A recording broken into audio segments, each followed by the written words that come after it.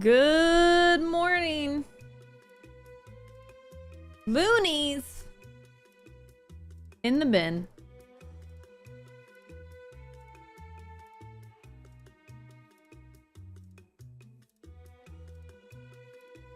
Hello, everybody. How's it going? Happy Friday, y'all.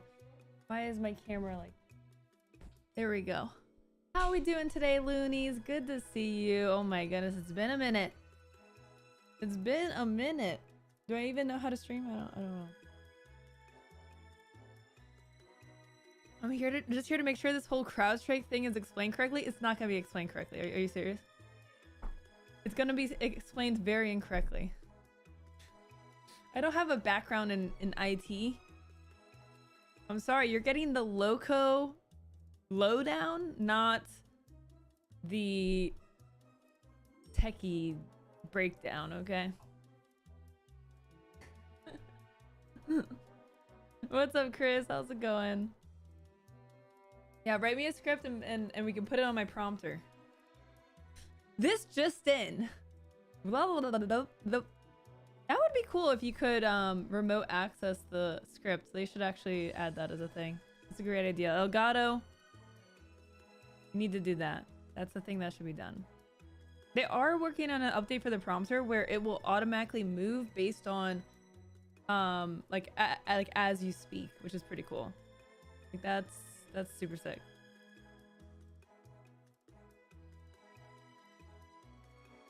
Marvel vs. Capcom is back. What is it, a game? What is it? I work for Microsoft, so I know what is actually happening. Oh yeah? Okay, good. You can like fact check me in real time. What's up, Menagerie? Why did I not hear that alert? Is it because my volume was too low, or is it borked? No, it's definitely borked. I don't know. OBS has this like awful foul bug, and I don't know if anyone else experiences it. But I did figure out a way to fix it without restarting my OBS, which is nice. It's like the monitoring gets turned off or something. So if I do this and do this, it's a silly fix, but it works. It's a very silly fix. There's a bug in OBS. I'm just helping all the companies this morning, okay? So Elgato, you're here, right? You wrote that down. OBS. Okay. Basically, it stops doing the monitoring for my alerts. The fix is going to my advanced audio properties, turning monitoring off, and then turning it back on. Who would have thunk? Turn it off and turn it on again. Hey Cannabis, thanks for the 115 months. Super appreciate the resub. A-Green to the 77 months. Thank you so much. I have a cold brew coffee this morning. Who else we got? We got Alan coming in with the 45 months. Thank you, Alan. Bendix with the 85 months. Thank you so much, Bendix. Morg. Morg's match with the 109 months. Thank you, Morg. Menagerie with the 58 months. Oh my goodness. And we have one Booker. Booker! What are you doing? Did you go potty? Did you go potty? Here you go, boy. Oh, yeah. His ears. He's such a cutie. He's a cutie pie. I got this amazing picture of Booker this morning. Like, just absolutely phenomenal. Let me pull it up here.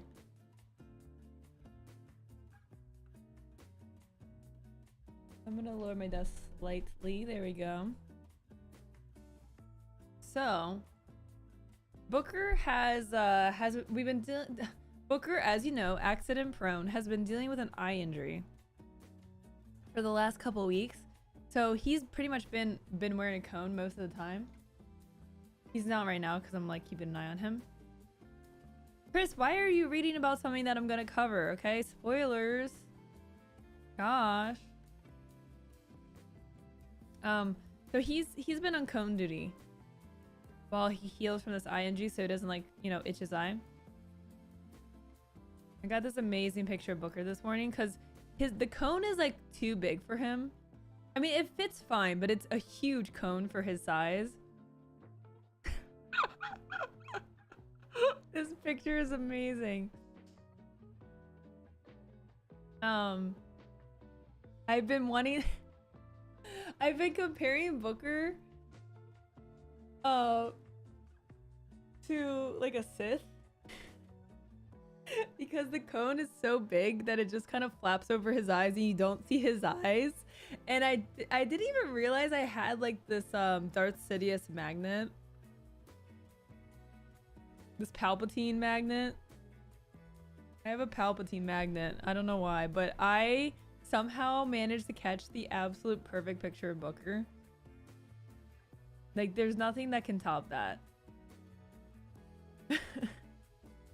Like, what I wanted to capture, I somehow captured perfectly. Like, the magnet, holding up the magnet, Booker's like laying down. Of course, there's a blobby blanket. Ignore that. I should have blurred that out, honestly. He's sleeping with the blobby blanket. And then, like, he's got this giant cone just over his eyes. Oh my god, Chris. Yeah. Pour one out for the IT folks this morning.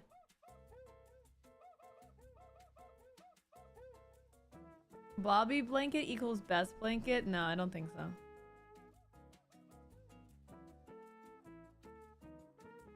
He's so cute. He is so cute. Yeah, perfect shot, honestly. There's a deep level of comedy with dog cones. I love this dog cone though because it is not like hard plastic. It is like, I mean, it's around here somewhere. It's like malleable, so you know when he runs into you, because he needs to smell you. He needs to smell your leg. You're not like getting your leg cut off by like the plastic cone. So I do like this one, but yes, it is comically big. Very cute. I've had so many bruises from the plastic ones. Yeah. And the great thing is it's like this one's like reusable. The size is adjustable. There's like different here, it's over here.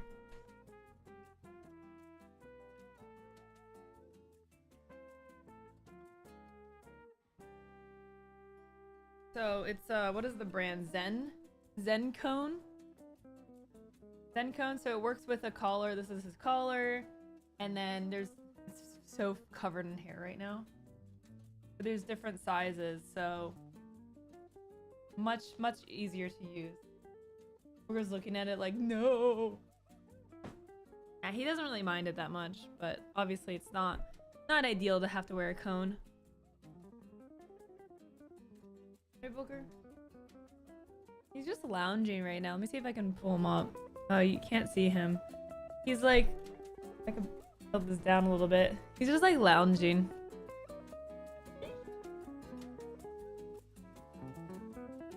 He's a goodish boy. All you see are ears. Now I have allergies because dog hair. What's up, Ryan? How you doing? So, yes, this is gonna be a new day. We did a poll in the Discord server. To the Discord.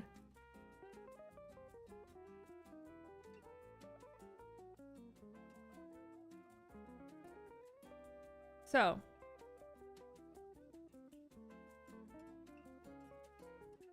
we did a poll a couple weeks ago, last month, actually, a month ago, about the best day for you to catch my streams. And I was pretty surprised. I mean, I wasn't surprised because we had talked about it. Oh, I just realized one of my sound foams has come down. Because we had talked about it, and I was like, Fridays make sense for being more accessible. Like, Mondays make the least sense for being able to watch a stream. Now, of course, today is going to be a different day because, like, we have a lot of, like, IT folks here that are, like, now hectically busy this morning. But yeah, like 54% of y'all voted for Fridays.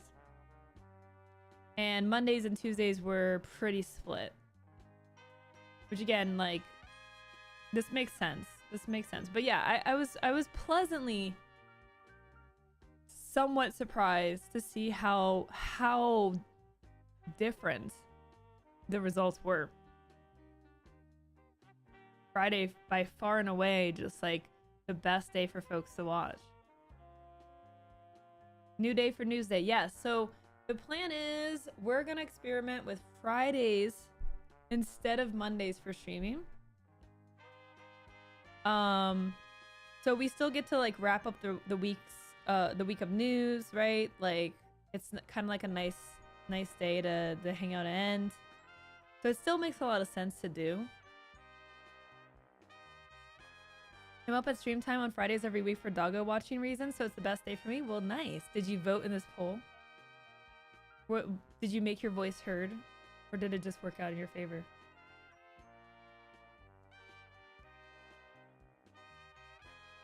Mod chat, they're talking about you, A-Greens. They're talking about you right now in mod chat. Also, Friday vibes are the best vibes, let's be honest. I mean, I do like Mondays, like the idea of Mondays of like you get up and you start your week and you get your news, but unfortunately, I've been like really overwhelmed with everything that all my obligations, and Mondays already, as you guys know. I mean, do y'all have the case of Mondays? Mondays are just very overwhelming. You know, you have to, it's the start of your entire week. You have to plan out what you're doing. You have to check your email. Like, and for me, I also had to like prepare news and I had to set up for the stream and do the stream. And after the stream, I'm really wiped out, but I still have to like get through the rest of the day. It's really hard to like get through on a Monday and make sure I'm like properly set up for the rest of the week. So that's why I haven't streamed the last 2 weeks, because I was like just so overwhelmed. I couldn't get myself to stream.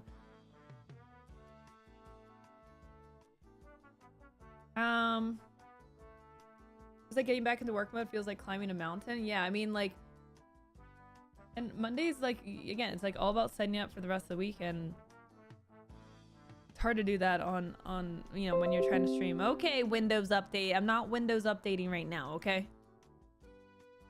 I'm not Windows updating right now.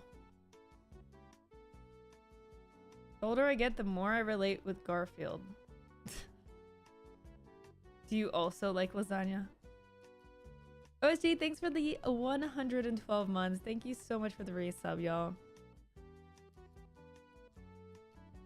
Windows update. We need to protect your data. Yeah, I don't think I'm gonna update my Microsoft Windows right now. I don't think I'm gonna do that. Spaghetti cake? Oh god. When you put it like that. Oh god, when you put it like that, guys, please don't put it like that. Please no. How was the visit from B-Boy? Yes, so B-Boy was here last week. B-Boy spent almost a week here. He was without power because he's from Houston and they had a really bad storm. And he was without power for a full week. I mean, that's very dangerous, especially with these temperatures. So I was like, dude, like, if you need, come here, like, you know. And he did, and came up, I think, on like Tuesday, and you know, spent 5 days here before his power got back on. Frostbite! Oh my god, Frostbite, thank you for the tier 2. Oh my god, resubs galore. Frostbite with the tier 2, 68 months, almost nice. We need to update right away. No need for faulty software with when you're an AI. Frostbite, please. Scomar, thank you for the tier 2 as well, and the 113 months. Thank you so much. Why couldn't the global IT issue have hit my work so I could be off work today? Dude, you wouldn't be off work today. Well, I don't know. I guess if you're not involved in IT, maybe you would. I don't know. Atif for the 30 months. Hope you're doing well, Atif. Thank you so much.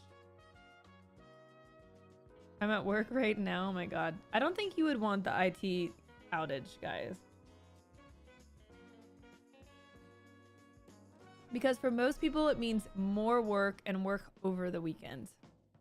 Unfortunately.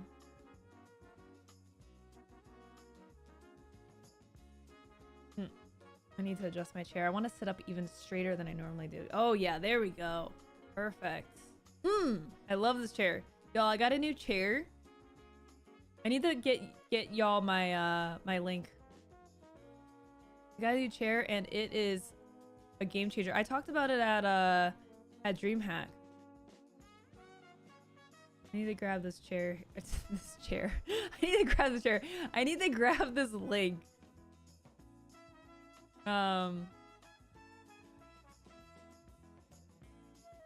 Okay. I will give this to the mods to make a thing. Need to make an Anthros.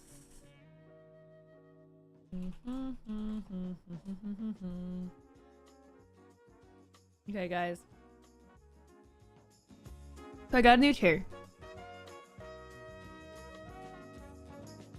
This chair is a game changer. Let me turn off the sticker thing because it's for my other stream, my local games. Okay. So basically, I got this chair because I was not looking for a new chair, but I kind of was looking for a new chair in a way, you know what I mean? I have had a Herman Miller chair for a couple years now. And it's been great, but I sat in my chair cross-legged, like very, very often. And I didn't realize it until I sat in this chair and like, I was like, why don't I like to sit like with my feet flat and sit up like a normal, like sitting in a chair like you normally would. And it's because when you sit up straight, you sit like, if this is the monitor, and you're facing the monitor, right? And you sit up straight, the small of your back curves inward, right? Like, I mean, I don't know, sit up straight, like, right? You just kind of, you sit up, your back, the small of your back's curving like this. But my chair is curved this way. So it's the opposite direction. Like the lower part, I couldn't get my back in there and be able to sit up straight. Like it literally going in the opposite direction. So I went to DreamHack Dallas and I was just checking out all the booths and I saw these chairs and I was like, these chairs look weird. I've never seen chairs like these before. Especially going to a gaming convention, you're gonna see a certain type of chair. Like we all know what the gaming chairs look like. This chair is not like any chair I've ever seen.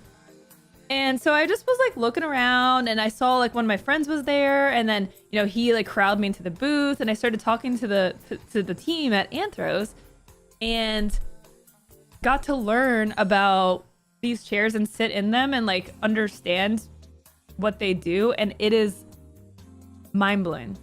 It is absolutely mind-blowing. Like literally sitting in it, there's like an aha moment. So let me show you what these chairs look like. Of course, mine is gonna be covered in Booker hair. Oh, hi Booker. So you see how there's the lower back and the upper back? Here's why it's such a game changer. They are adjustable independently of one another. So this comes up and you align this to the small of your back and this to the square of your back, your upper back. Separately adjustable. So what that means is when you want to sit up, thank you Booker for helping me in this demonstration. So when you want to sit up, you get to adjust that lower part to actually cup your lower back. Now, you think, oh, well, that's the difference maker. And trust me, it is like a huge difference maker. But what makes this even more mind-blowing is that the chair tilts backwards. So you can tilt the chair, and now what happens is gravity is like cupping you. You're literally being cupped into the chair. So you're not having to like, even if you have things pushing against your back in this direction, right? Like physics 101, right? You have like a force in this direction that's gonna hold you straight, but you still have to use your muscles. But if you lean back, if you tilt the chair back, now you're resting on gravity, and gravity is keeping you up. And that's where I had this moment of like, holy crap, this is huge. Like, this is like totally just different from anything I've ever seen. It's really next level. It's next level. I was like, oh, that's why I sit cross-legged, because when I sit up straight, I'm still using my muscles. And naturally, what happens is, unless you're actively thinking about it, you're gonna just sag into sag into however your chair fits. But here, your chair fits you. So I just fell in love with the chair. They sent me this, so this is a gifted product, and I've been using it for a couple weeks now. It's been a couple weeks. It's been 3 weeks at least, and I'm just like totally in love with it. Totally in love with it. It's called Anthros. I do have a link, so if you do want to check it out, I'll post the link in chat. I think I have a 10% off, or I have a $100 off code. I think Loca will get you $100 off. How much are they? So they're at the same price point as like a high-end Herman Miller. Ermin Miller? Ermin Miller. Yeah, so they're about $1,800. Now, what's really cool is that they are customizable. So like, I have a black cloth one. Chrissy has a black leather one. So you can see hers, and they have like really cool colors and cool backs. So look at the back of my chair.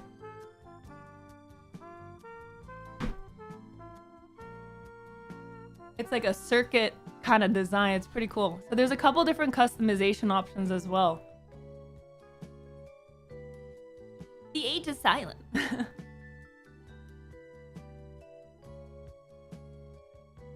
It's very sick. So yeah, the armrests are like 4D adjustable. They adjust in 4 different directions. And I think what makes this such a difference maker is like the people who started the company, they made wheelchairs.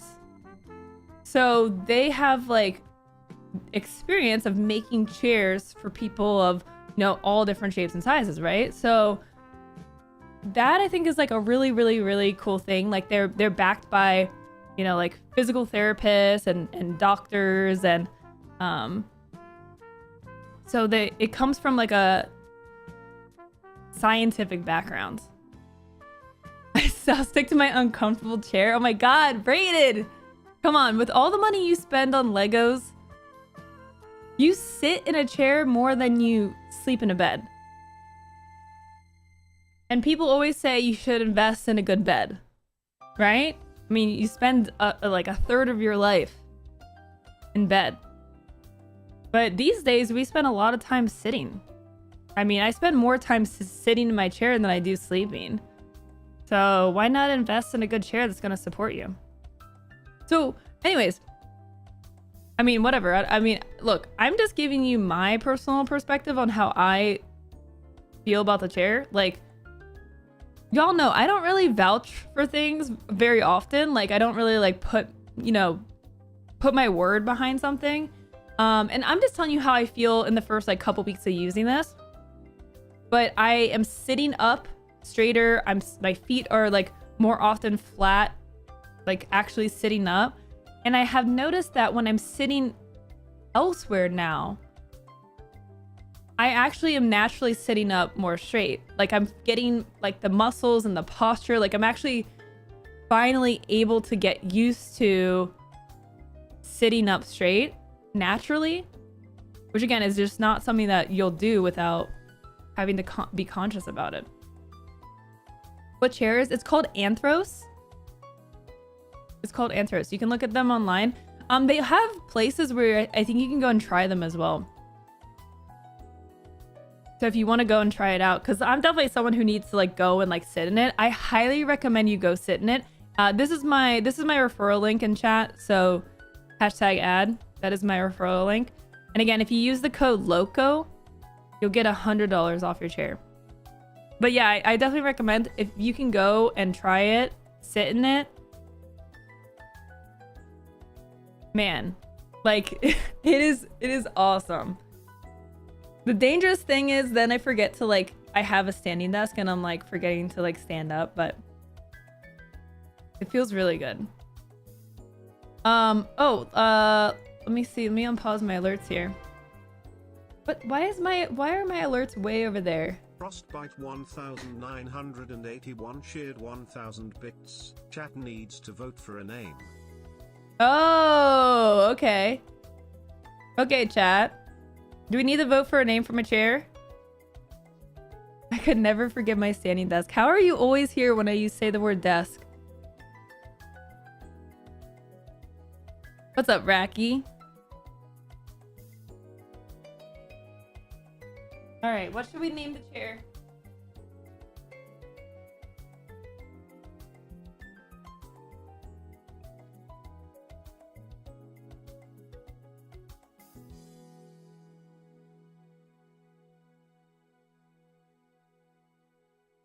No, OSG, no. Absolutely not.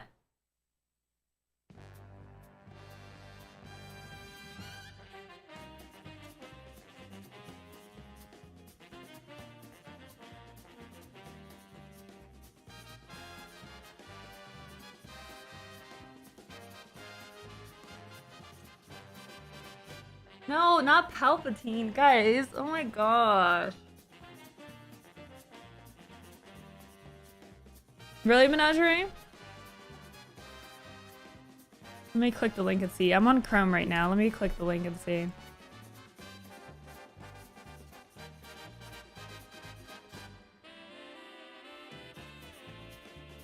It loaded for me. It might take a minute for the first time. Oh yeah, the cool thing is also when you go to like look at the chairs, they you can like see it. You can do like a AR thing and actually see it in your like office. But yeah, they have like pink. They have like a sand color, steel, black, ivory, and then they have leather as well. So they have black leather, white leather, and then you get to customize the back. So the back they have like wood. They have some wood colors. I mean, honestly, they all look so good. It was hard to choose, and then the circuits.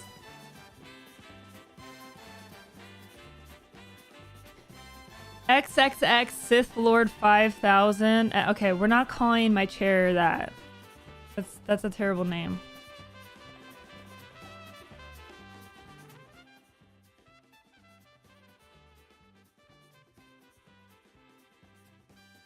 Did you choose all black? Yes, I did. I did go with the all black. And I went with the like Chrissy went with the leather. The leather is really nice. I love it. I went with the I don't know, the cloth fabric because Booker likes to jump up on my lap. So I wouldn't want him like jumping up and like scratching the leather, so. Also, it's comfy cushion. The back reminds me of Cyborg. That's a good name. What, Cyborg? One thing I also noticed too is like, did Loco get oh yeah, I might have gone quieter because I have two different audio sources. Is it too quiet? Because I could turn it up more. What was I gonna say? Oh. One thing I noticed as well, like, so right now I have it tilted. So I'm like a little bit tilted back. It's like cupping me. It's like promoting me to sit up. And sometimes I'll just go straight up. And I have noticed that like comfortably being able to sit up straight actually makes me feel more confident and gives me better energy. And I mean, look, I'm not going to be like, this chair this chair is gonna give you more energy. But I'm just telling you how I feel like sitting in it, and sitting up comfortably, being able to sit up straight just makes me feel like much more confident, like much more energized than like sitting cross-legged and This chair will solve all your problems. This chair will end hunger. Yes, exactly. But yeah, like, look, I've been using it for like almost a month at this point, and so I'm just telling you how I feel. I love it. It's a noticeable improvement. Not only was I sitting cross-legged in my Herman Miller, but like, again, like I mean, you guys have seen me in the chair, like where I'm like trying to adjust it, and I don't know what is being adjusted by it, like when you're turning the knobs, and I don't know what they're doing. I was actually surprised by how easy it was to like put the chair together. It really was only like a couple things that you had to click together, where the Herman Miller you had to like, oh man, it was like you had to screw on all the wheels, and like it was like in pieces, and it was ugh. But yeah, it was very easy to just click a couple things together. Mine took like maybe 20 minutes to make, and then when I made Christy's, it literally took us 5 minutes. Because I was like, okay, you do that, and then you do that, and then you do that. It was really easy to do. But yeah, the levers, there's 4 levers, and it's like one controls the lower part, one controls the upper part, and then one controls and then 2 in the front, they control like the tilting. So you can adjust the tilt, and then you can lock it in so it's not constantly tilting. But you could also do it that way. If you like to have a chair where you like to like lean back and it like goes with you, you can just unlock it. What if it's a girl chair? Maybe it should be named Rebecca. Like Rebecca Black. Oh gosh. You guys. Terrible, terrible, terrible. You guys are such freaking trolls.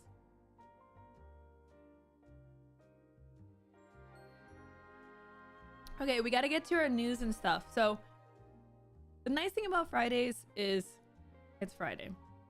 We gotta get down on Friday. It's also nice because Jacob is gonna resub for 46 freaking months. Jacob, thank you so much for the 46 months. Really appreciate that. Thank you so much. The chair for Friday. Oh my god.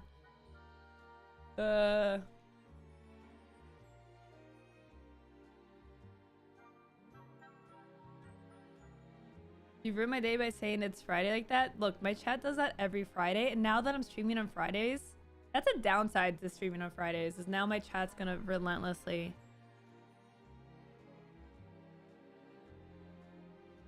have to celebrate Friday.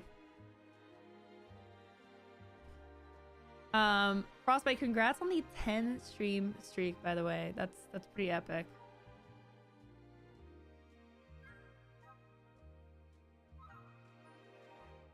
Rebecca as the chair name? Oh my god.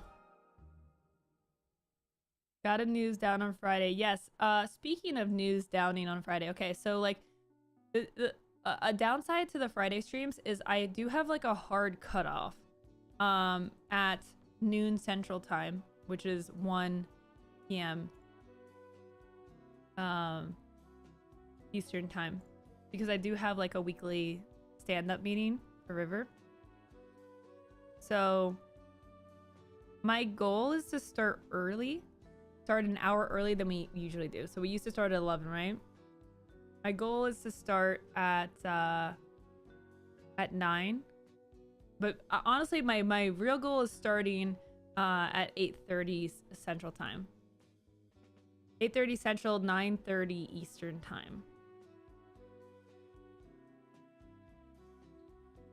Oh my gosh, DRM, nice. Chair Becca. Chair Becca. So yeah, my streams are gonna start earlier. A little bit of adjustment, but again, I think it makes sense. The 9:30 CT is the likely start time given your track record. Shut up! Up, Skomar. Okay. I need your opinion on something, chat. I need your opinion on something. So I'm in the process of doing a major rebrand. I am going to be redoing pretty much everything. It is time. We're due for a new look for the stream. It's been years. It's been years since we've done anything. So, one of the things, and this is like honestly, I suck at this, and I don't know, maybe someone will have a good eye for fonts. So we're narrowing down the fonts. I need some opinions.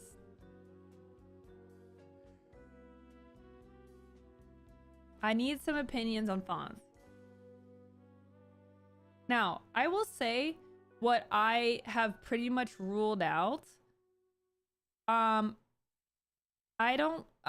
ruling out like pretty much the ones here on the right, and like Oswald I'm ruling out as well. I'll zoom in here. So we have like Lexan and Rubik. I feel like now that I'm zooming in, I like Rubik better. Like Lowdown seems, I mean Lexan seems to like, I don't like how sharp the corners are.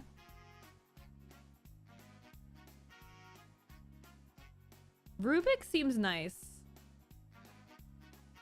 Poppins is like classic, right? Poppins is a classic one, but it's very common. A Montserrat is whatever. I don't like the middle of the W not reaching the top line.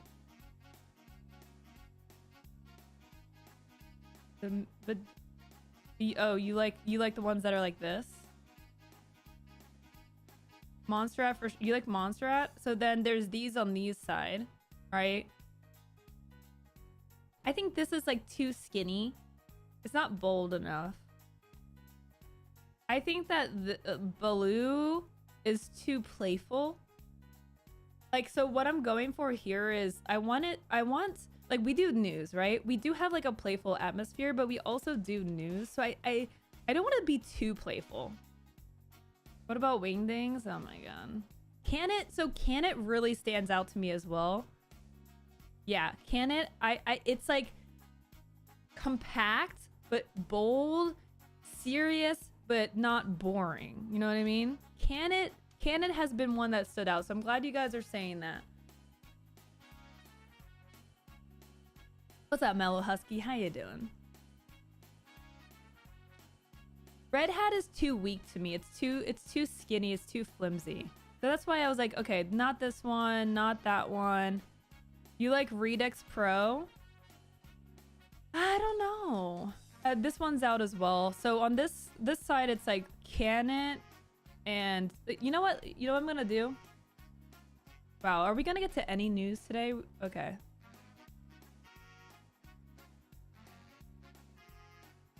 Here. Let's get rid of the ones that we don't like so we can narrow down our options, right? Okay. Like the pros that we are.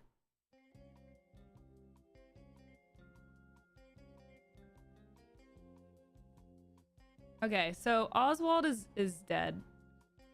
Montserrat, nah. It's too big. Takes up too much space. Baloo is a no. These are a no. Okay, let's condense them here now.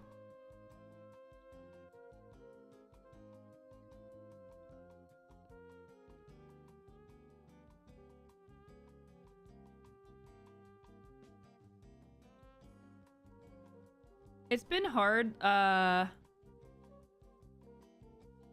It's been hard looking at these. I've been looking at these like for the last 2 days. Okay, so we can't all... you know what? Hold on. Get them all side by side here.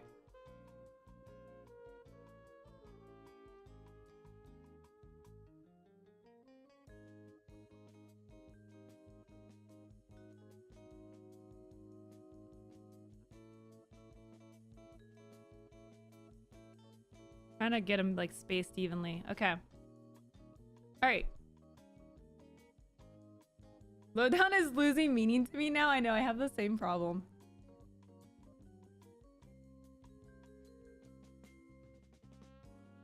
You want something more firm than Lexend?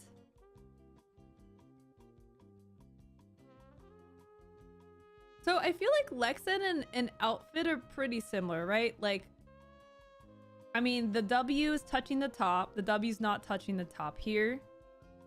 The O is more open here. So, I don't know. Lexend seems...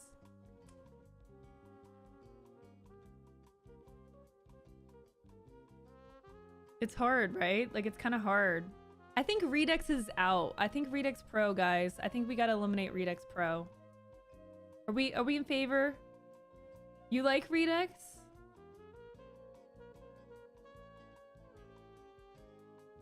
Can it has to be the one rounded like you want and just a touch playful with the W's? Can it? Yeah.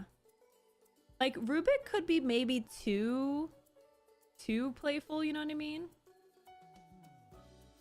Redux too thin, get it out. I like the more squared O.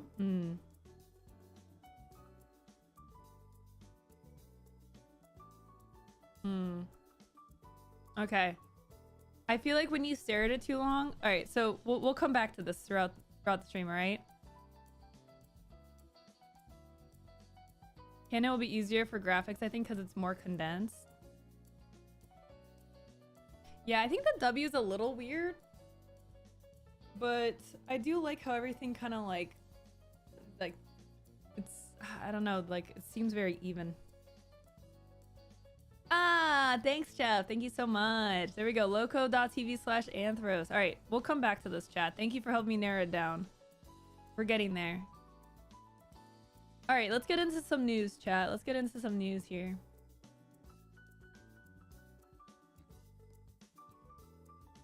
Let me see if my Twitter went live, because I know Twitter changed some settings. I don't know if I'm live. Okay, yeah, I am live. Okay, cool. So I'm live on Twitter, and I'm live on YouTube.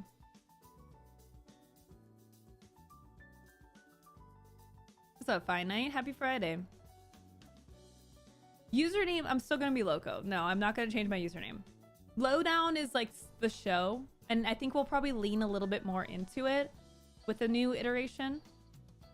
You know, we do have like some Lowdown stuff, but we'll have, I think, more consistency. But yeah, Loco is not going away.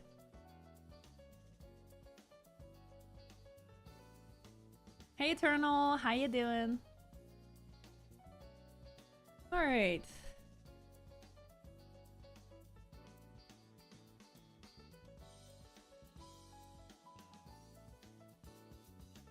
So, first thing we're going to talk about is Prime Day.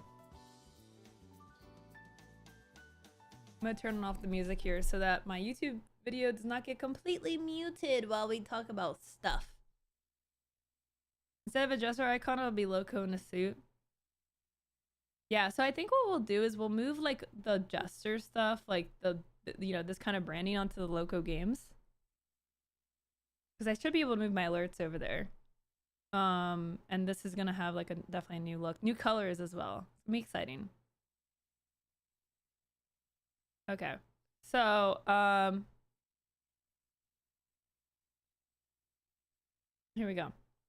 Some Amazon shoppers are questioning the deals on Prime Day. Is Prime Day a scam? Didn't buy anything on Prime Day? Same. There's nothing really like I need. I'm trying not to spend money on stuff. I need less stuff in my life. People on social media posted screenshots of products they had previously planned to buy that they said appeared to have been recently marked up and then newly discounted for Amazon's 2-day sales event, making the listed Prime Day discount seem bigger than it really was.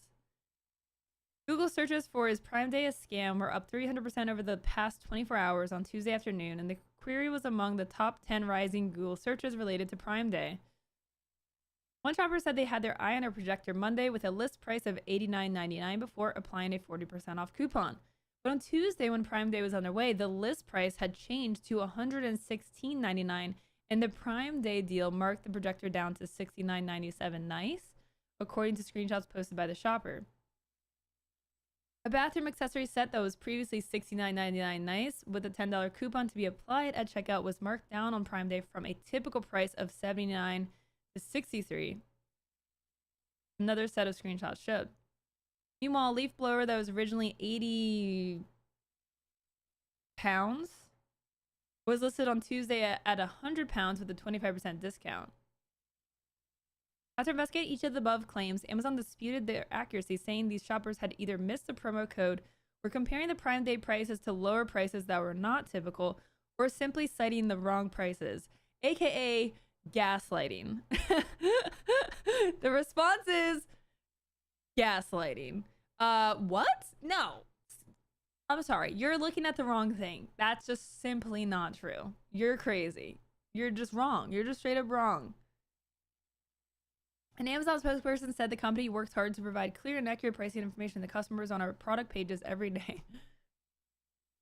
Amazon bases savings off of validated reference prices, such as the list tier or typical price, because these prices that we can confirm customers have recently paid on Amazon. Using verifiable reference prices is a standard practice in retail of blah blah blah. Okay, they're not even like justifying it properly. I always check camel before buying anything on Amazon. I hadn't even heard of camel, which is like a mouthful, by the way. How many camels do you need in your website? I guess like was camel and camel taken? Like was camel not enough? No, we need camel. Camel just takes so much work to say, and saying it 3 times. Can we just say camel cubed?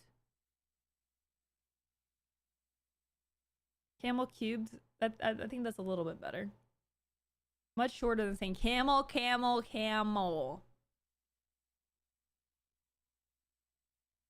Loco. That one's easy. Try camel was taken. What? Why does it have to be 3 camels? Is it like the 3 wise men who rode on camels? Is that what it... Is it because the site is started by 3 wise men? What's up, Mr. Jazz? These kind of changes to prices are likely being made by third-party sellers who are trying to get too cute with it. A co-founder of Goat Consulting. I think, oh, well, Prime Day is coming up. I'm going to think outside the box. I'm going to jack up my price the week before, so then I can do it even big. I mean, yes, obviously that's what's happening, guys. Like, Amazon, I've canceled my Amazon subscription, like Amazon Prime. I've had it canceled for over a year now, and I really would never thought I would cancel my Amazon Prime. And I realized, like, I don't actually need to order anything. Like, there's just nothing, like, I thought I needed it, and I realized that I don't. And if I do, I can always come back. And honestly, I have come back once or twice, and they offer a free 30-day thing. So I just use that. If I have to order something, like, for Christmas, that's what I did for Christmas. I just got the free 30-day trial, cancel it. By the time Christmas rolls around again, they'll offer me a new one. So, hey, if you're looking to save some money, you might be surprised, like, how little you actually need Amazon Prime. Well, I guess, yeah, if you do watch Prime Video, but then you can just, like, use it for a month and then rotate around what services you subscribe to. I live fairly remote. The free delivery is a lifesaver. Yeah, I mean, that's valid for sure. That's what I did. Needed stuff for the apartment and signed up for a week of Prime. Yeah. I just did a Prime trial for the free games they're offering. Oh. I think there's an offering for just Prime Video. Gotcha. But yeah. I think, I'm trying to think. The most recent thing I bought off Amazon was my walking pad. And it was really hard to shop for a walking pad. It was really difficult because there were so many brands and they all were very similar. There's just too many choices. Too many choices. And I feel like the market has been flooded by just people, just anyone selling stuff and copying every other product, and you can't even discern what is like the original product or which is the best quality because it just feels like too messy nowadays. If I didn't have Prime, I couldn't have used my Prime sub on Chrissy's channel. Well, then definitely keep your Prime. Not that it's cheaper to just sub directly. That bothers me with Amazon. It's like they just slap a different brand on the same thing. Yeah.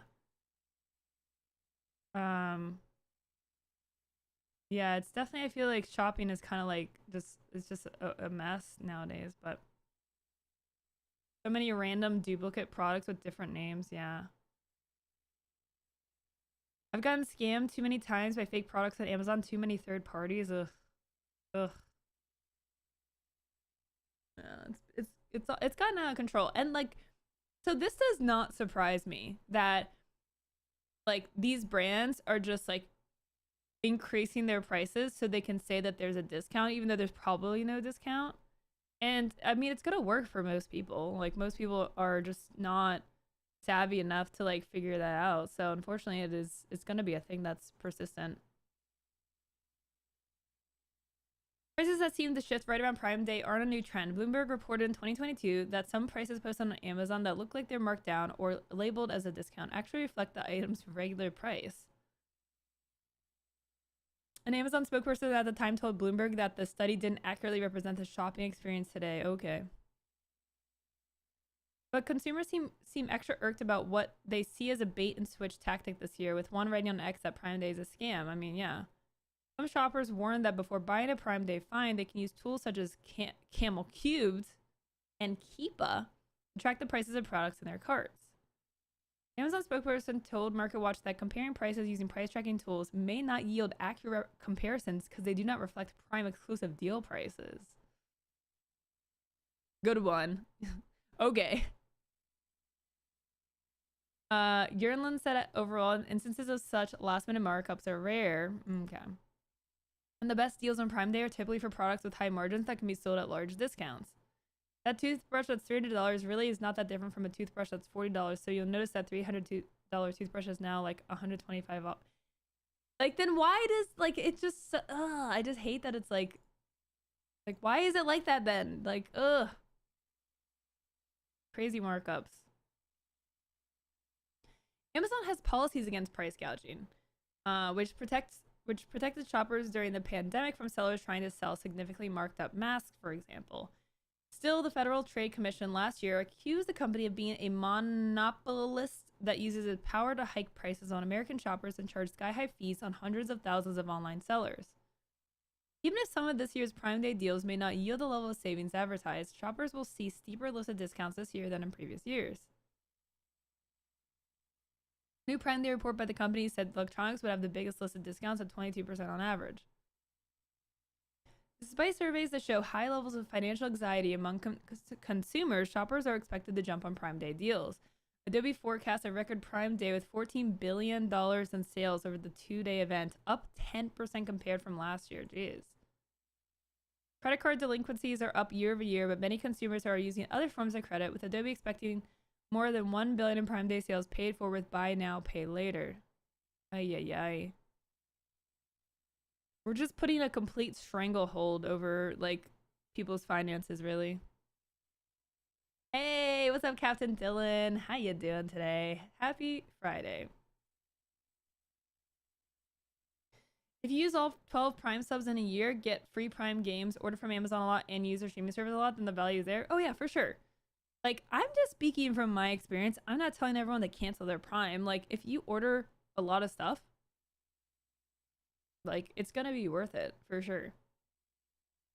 But you know, it's also like, if you are financially strapped, it's definitely worth evaluating. Like, are you actually using your Prime?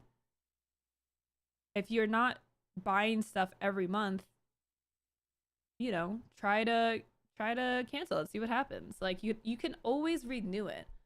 It's not hard to renew it. You can renew it at any time. They will literally let you renew it any time. So okay.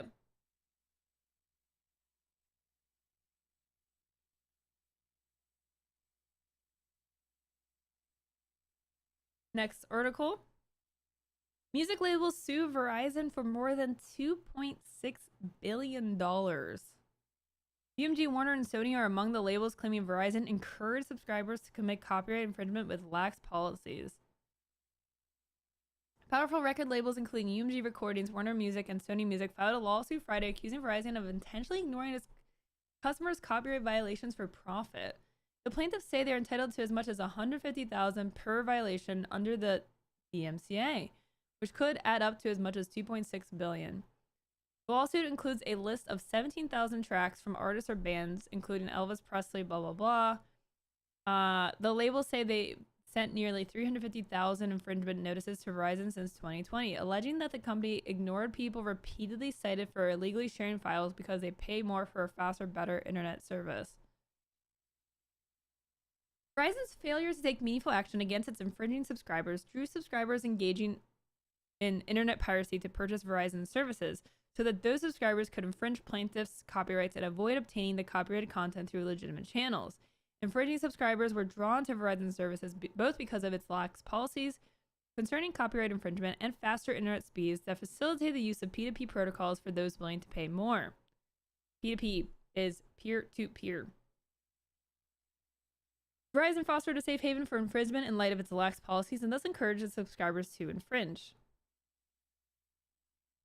I mean, I don't know, it's kind of a stretch to say, like, because they just didn't focus on handling it, that they encourage subscribers.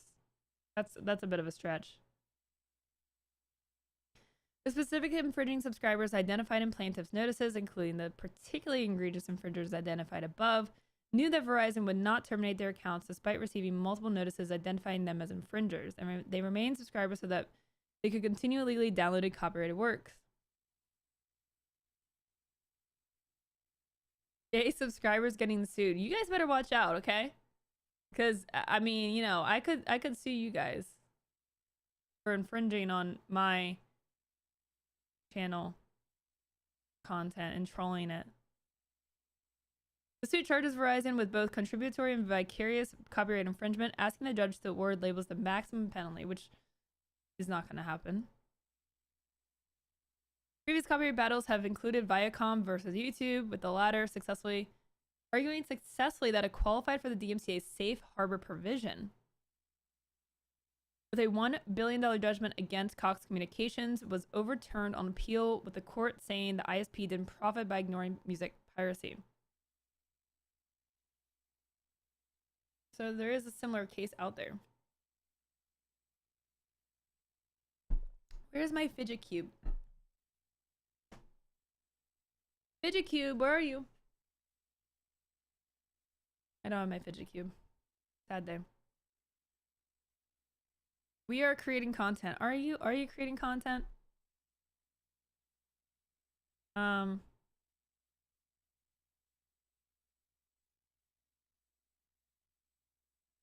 have nothing more to say about this. There's that.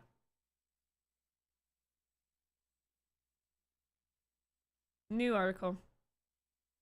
XQC reveals absurd amount of money he'd lose not running Twitch ads. Twitch star XQC says he'd lose an incredible amount of money each year by not running ads on the streaming platform. During a late June broadcast, a fan asked the French Canadian to disable ads, causing the streamer to explain why, despite not liking ads, they make him a fortune. Bro, do you have any idea how much I'd lose by going live and not having ads? Do you have any idea? It's like $6,000 a day. All right, let's look at this.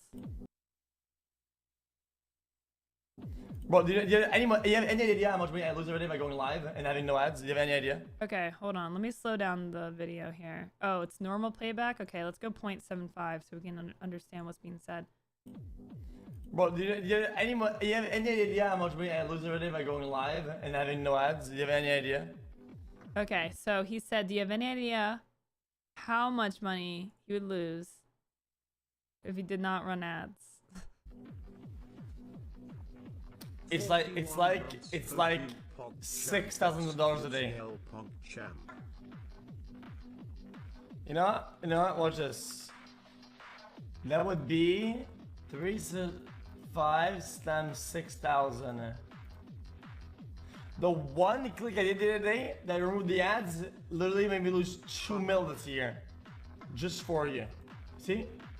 I'm so charitable and cool. Yeah, now we can start. 33 months pop. So $2 million a year. XQC just speaks like he's on 1.5x. Dude, he speaks like he's on 3x. And he's not enunciating his words, so it's all like running together. The one click I did that removed the ads literally made me lose $2 million this year. See, I'm so charitable and cool.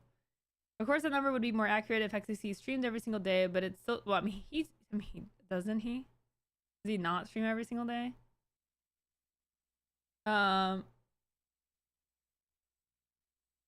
XQC continued to explain the situation, noting how his chat would only be getting pre-roll ads because they're literally Twitch certified. The only way to remove those ads would be to remove my partnership, so that would mean I wouldn't have a subscriber button anymore, then the chat would become complete dog crap. That's pretty crazy. The biggest streamers make a nice little chunk of change from ads. For most of us, it's like nothing. It's like barely paying one single bill. But yeah, if you got a lot of viewers, that ad rev really adds up. And I think that's why Twitch did these deals with all the big creators of like, hey, run 3 minutes of ads an hour, and we will pay you to do that on top of the split you would get from running ads. Which is like a pile of cash for the streamer, but also like by doing that, Twitch got these streamers like hooked into running ads because they realized how much money they actually make by running 3 minutes an hour. And their community got used to it.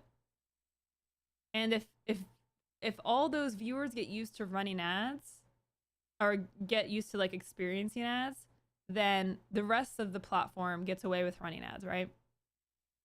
So it was honestly like probably an expensive play by Twitch, but makes a lot of sense for a couple of different reasons, right? Like those creators, even if they're not on those contracts anymore, still are incentivized to run ads. They realize how much money they earn. They've already gotten their community used to running ads, so there's not like this like kind of like tense relationship here with trying to like get people to buy into running ads.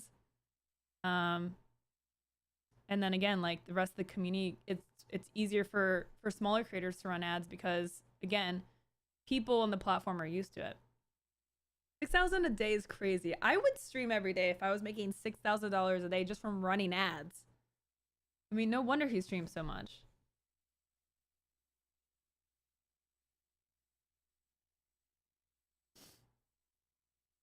That's pretty wild. $6,000 in a single day.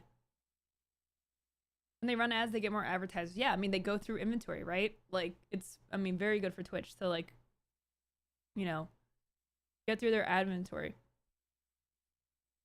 So Twitch is to blame for us having to watch ads, and thus for the DMCA sewage.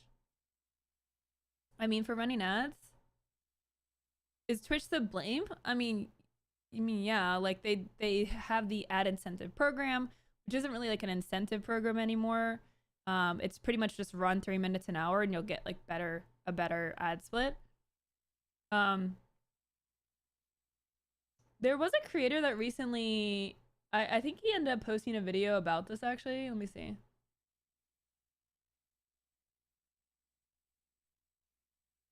Yeah.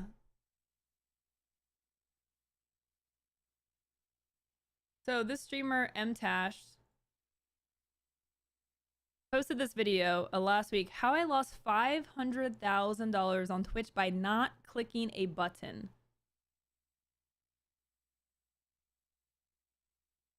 Remember when Loco streamed? Yeah, I know. I'm washed up. I'm washed up. But Fridays are gonna work better. They're gonna work a lot better. I'm excited to stream on Fridays.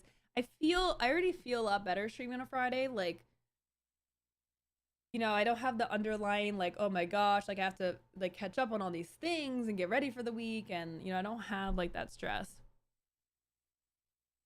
So let's check out this video here.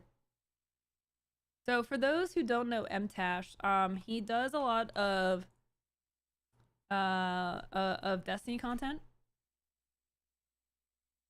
What else is he playing lately? He's playing a lot of lately been playing Zenless Zone Zero, which I've never heard of. First Descendant, Elden Ring. I think he was doing yeah,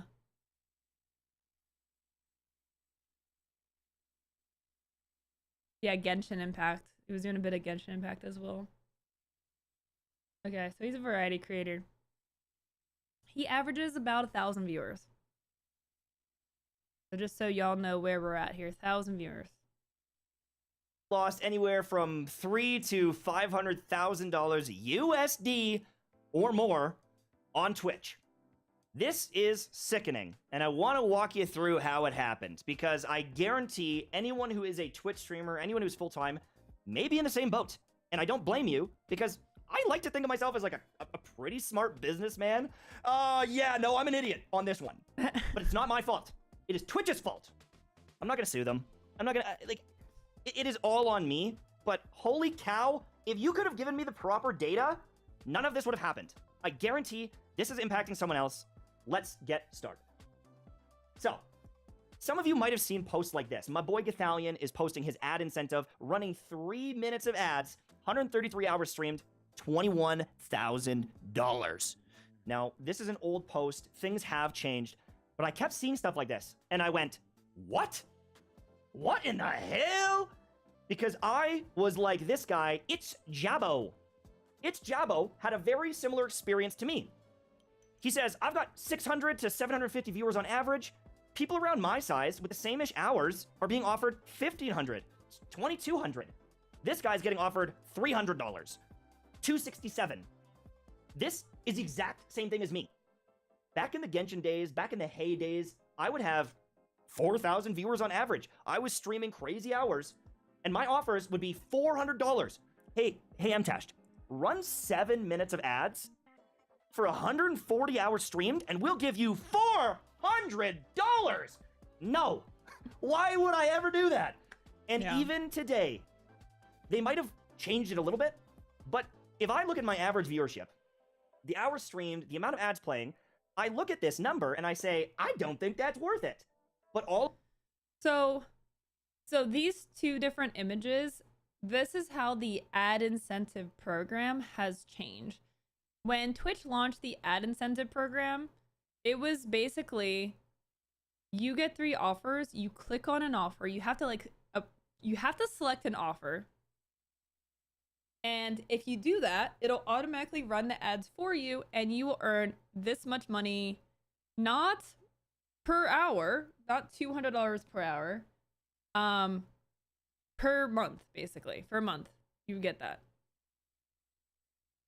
Some people, like Goth, had crazy offers that you just literally could not refuse. I mean, $21,000. I mean, you know, unless it's like 50 minutes of ads an hour. So this was how it worked. And they kept making adjustments, and eventually they turned it into this, which is recommendations. It's estimates. It's not a guaranteed, here's how much you're going to make if you do this. It's like, you might make this or this much. And from my understanding, like, you don't technically have to opt into any of this. Like, so long as you're streaming more than so long as you're running more than 3 minutes of ads an hour, you can basically get an idea of how much you're going to make. But again, these are estimates. They're not guarantees, and it's very questionable. I basically stopped like caring about the ad incentive program because it just was no longer an ad incentive program. It was just like showing you what you could make. And again, they're not guaranteeing that you'll make at least this much or at most this much. They're just like revenue estimates are provided for illustrative purposes only. So they don't mean anything.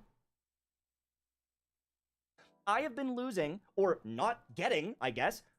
We're talking $500 a day, $700 a day in some cases. If I would have done this in the past, I probably lost out on thousands of dollars a day in some cases. Now, I'm not complaining about money. I'm a very lucky guy. I'm not going to pretend, that I'm not doing well. But oh my God, if you told me I would have been making this much money back then, this is life-changing money we're talking about that I just left on the table. I didn't do it. I want to show you the data. I want to show you the math. I want to show you some of the earnings, and I want to break this down. If we look back in time, if we look in the last few months here, and we look at the revenue, it's not great on Twitch. No one subscribes to my Twitch channel. Not sure if it's the game or what, but my strategy for a very long time has been, don't sub to me, just come and watch. I'm not going to play ads, just come and watch. The higher my average viewers, the more that sponsors will end up paying me. And for the most part, I think that strategy was good because sponsors will pay, around $1 or $1.50 per average viewer per hour. So if you have you could get 2,000 or 1,500 viewers, like a sponsor might pay you $2,000 an hour to stream their game. And that's pretty darn good because that's a lot of people spending money on me and subscribing. However, what I did not anticipate and what I did not realize is the amount of ad revenue that I was truly losing because this number was wrong by a factor of 10, 15, 20. Yeah. So let me show you this. Really, these numbers are really inaccurate. If we look at the revenue for the past, month of streams, there are a few days like Friday, June 14th, where I made $170 in ads. I want to explain that. On Friday, June 14th, I had an average viewership of 1,500, and I streamed for a healthy 6.5 hours. It's a decent stream, okay? On this stream, I took multiple breaks, I went to the washroom, and I would play an ad when I was gone. I was forcing ads to play on my dashboard, and I made $170. That's pretty damn good. That's really good. I'm super happy with that. Oh my God, I could have made way more. I didn't realize that not being in the ad incentive program means you're only getting a fraction of that money. You're only getting 30% of it. On top of this, I didn't realize that when you're... Right, so you need the stream, you need to run 3 minutes of ads an hour. You don't have to run 4 or 5 or 7. Like, yeah, obviously the thing is, what they're trying to say is the more you run, the more you make, which is pretty obvious, right? But you just have to hit the minimum threshold. This goes for any streamer. If you want to make a 55% ad revenue share on Twitch, you need to stream and run 3 minutes of ads per hour. You can set it up automatically. It's automatically going to run. You can snooze. You can, adjust it as you're streaming. But you have to hit that 3 minutes an hour. In the ad incentive program and they're running all these ads, there's a couple tools that make the viewership experience better. So number one, if I'm playing ads, new people joining the stream, they're not going to get any. And I knew that was a thing. I've seen that that's a thing. But a lot of new people joining the stream aren't getting frustrated and flustered with ads, where if you don't have the ad program going and it's going, almost everyone coming to my stream right now is getting an ad. And I'm not getting the money for it. I'm not getting paid the same ratio as I could have. So not only are people still seeing ads, I'm making a fraction off those ads. And my viewers are still getting frustrated no matter what. So it's either viewers are frustrated and you make a fraction, or viewers are probably not as frustrated or the exact same amount and you make way more. And they give you tools so they can mute the ads. So if I'm in a boss fight, if I'm doing something and they want to see it, they can mute the ad. Or they know it's coming and they can go, get a drink of water when I'm doing it too. I don't know. I just can't believe this. And I want to start breaking down the data a little bit more because it starts getting gross. So if we start looking at the average viewership and the amount of hours, $170 in ads. If we go to some of these streams, 1,200 viewers, okay? 1,400 viewers, 2,200 viewers. Some of these are bigger, some of them are the same, some of them have more hours streamed. But that being said, if we look at the revenue on June 14th at 1,500 average viewers and 6 hours streamed, and we compare it to 1,200 average viewers, 13 hours streamed, with the ad incentive on, we're making $628 in ads. So less viewers, but double the time streamed. You would expect I'd be at $340 in ads or something like that. We were double that. We were more than double. And on this stream, where I had 12 or 2,200 on average, and I streamed for only, what day was that? Sorry, the 6th. I only streamed for 6 hours. I, once again, made $670 in ads. So I streamed the same amount of time as this day. I definitely had more viewers. I had 700 more viewers, let's say. But I'm still making 5 times more revenue for not 5 times more viewers. I didn't have 5,000 viewers. It's the exact same amount of time streamed. And so if we start looking at the monetization, they're saying, well, based on 61 hours and running 7 minutes of ads, which is more than I'm currently running, you could potentially make $750. Why would I ever do that? Why would I ever? This is so off base. This is like, not that he's off base. Yeah, this is why. This is so misleading. Let me pull up my dashboard here and look at the ad settings and see what's being offered here. I'll show you how it works. So basically, wait, what? Wait, what's happening?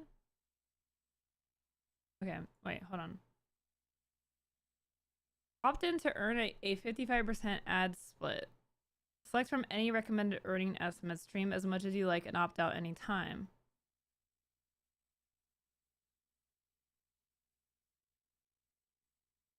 But what? I thought if you hit 3 minutes an hour that you're... Yeah, right? The 3 minutes of ads per hour will be a minimum for all partners, given that streamers from different locations have different needs and demands. We recognize that 3 minutes may not work. From August 2022, affiliates who run at least 3 minutes of ads per hour via Ads Manager will also earn a 55%. Yeah, so 3 minutes of ads per hour. So this is, now I'm getting confused. Because it says opt into the ads incentive program, opt in to earn a 55%, but I am running 3 minutes of ads per hour. So why do I have this button? Welcome back to the ad incentive program. Okay. Wait, what? This is so stupid. This is so pointless. What is this? Now it doesn't even show you recommendations. It just says, do you want to earn 55% on 4 minutes? Do you want to earn 55% on 5 minutes? Or do you want to earn 55% on 7 minutes?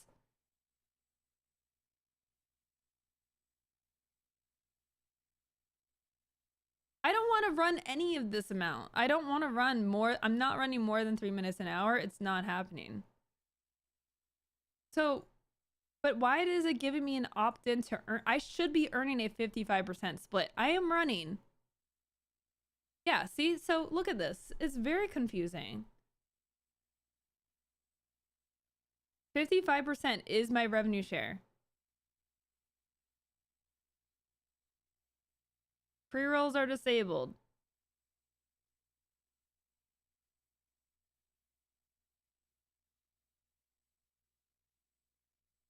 Add notifications in chat for mods. Oh yeah, because then they can snooze it. Okay. I think I turned this off because my mods were snoozing my ads. You're making it confusing to get people to run more ads and not have them up the percent split. I mean, that is definitely confusing. Like why does it say opt in to earn a split and it doesn't give you an option for 3 minutes, but I am running, like, I'm pretty sure I am earning it. That's definitely really weird because even he made this video a week ago. I mean, this video was posted 8 days ago. And what he is seeing is already different from what I see right now. They don't even give you estimations. Very weird. Do that to get $750 based on 61 hours streamed. It seems stupid. It seems brain dead. It seems like a mistake. I streamed for 6 hours and I made that. Do you know what I'm saying? That's a factor of 10 of what to truly expect. And if we start looking at this, in the past, when I had 2,500 viewers on average, on some streams, I would have 4,800. This is back in the heyday, in my prime. 4,800 average viewers streaming this bad boy for 10 hours. If we look at the revenue on this day, I made $280 in ads. If we started extrapolating that out, holy, I would have made like $2,000. I would have made like 2,500 in ad revenue on that day. Honestly, yeah. And I did that day after day after day, over and over and over and over again. Instead of making $2,000 a day or 1,500 a day or 700 a day, I instead would make 150 bucks, 99 bucks, 99 bucks. And I'm not gonna cry that I get to play video games all day and make money. I'm not gonna cry. This is still exceptionally good. Gamers, it isn't about that. Yeah. It isn't about, oh, I'm poor now. It's just the data completely led me the wrong way. The data completely led me astray here, and I guarantee someone else is doing this. I'm not gonna sue Twitch. This is on me, but oh my god, guys, what the fuck? Like, I'm flabbergasted. Even if the ad incentive program was marginally better, I would have considered it. But it was so out to lunch that it seemed like shooting myself in the foot. I'm gonna have worse streams. People are gonna complain. So out I'm to gonna make lunch? I've never heard $750. that. If no ads are playing, there's just more people in there, one sponsorship for a game would make up for it. Instantly. It would just instantly do it. I could get 300 or 400 average viewers more because it's a better experience. That was the gamble. That was the thought. So, if you are a streamer, if you're getting into the partner program, if you're trying to make this a career, get paid for your time. Don't rely on your audience to pay you. Use these features to monetize your these days, honestly. value on there. To monetize not your audience, but to monetize your views. There's eyes hitting it. They can go for a drink. They can go to the bathroom. They don't have to even watch the ad if they don't want to. They can skip it in some cases. I think the overall viewer experience is just as bad, if not worse, if you don't play the ads. Because they just play them anyways. They just throw them in front of your stream. Someone clicks on your name and they can't even watch you for 30 seconds. It's going to happen no matter what you do. So you might as well get paid for it. That's all I really have to say. Thanks for watching. Hopefully you enjoyed. So, like, I mean, he's right. And anyone who's, like, in the streaming landscape these days probably feels the hit of how the state of Twitch is right now, which is most people are getting less subs, less views. Like, I mean, the platform is saturated, but also, like, live streaming is cumbersome. Growth is hard. And it costs the viewer $0 to sit and watch through an ad for content that they are enjoying. I think that I think that viewers have, like, come around better to ads, and again, for some of the reasons I mentioned, like these big streamers running ads, getting paid by Twitch to run ads every hour has softened the response to ads being run. You know, that being said, like, running ads, there are good ways to run ads, there are bad ways to run ads, and everyone's gonna be different, right? If you do have viewers, right? He says monetize your views, but if you don't have any views, running ads is pointless.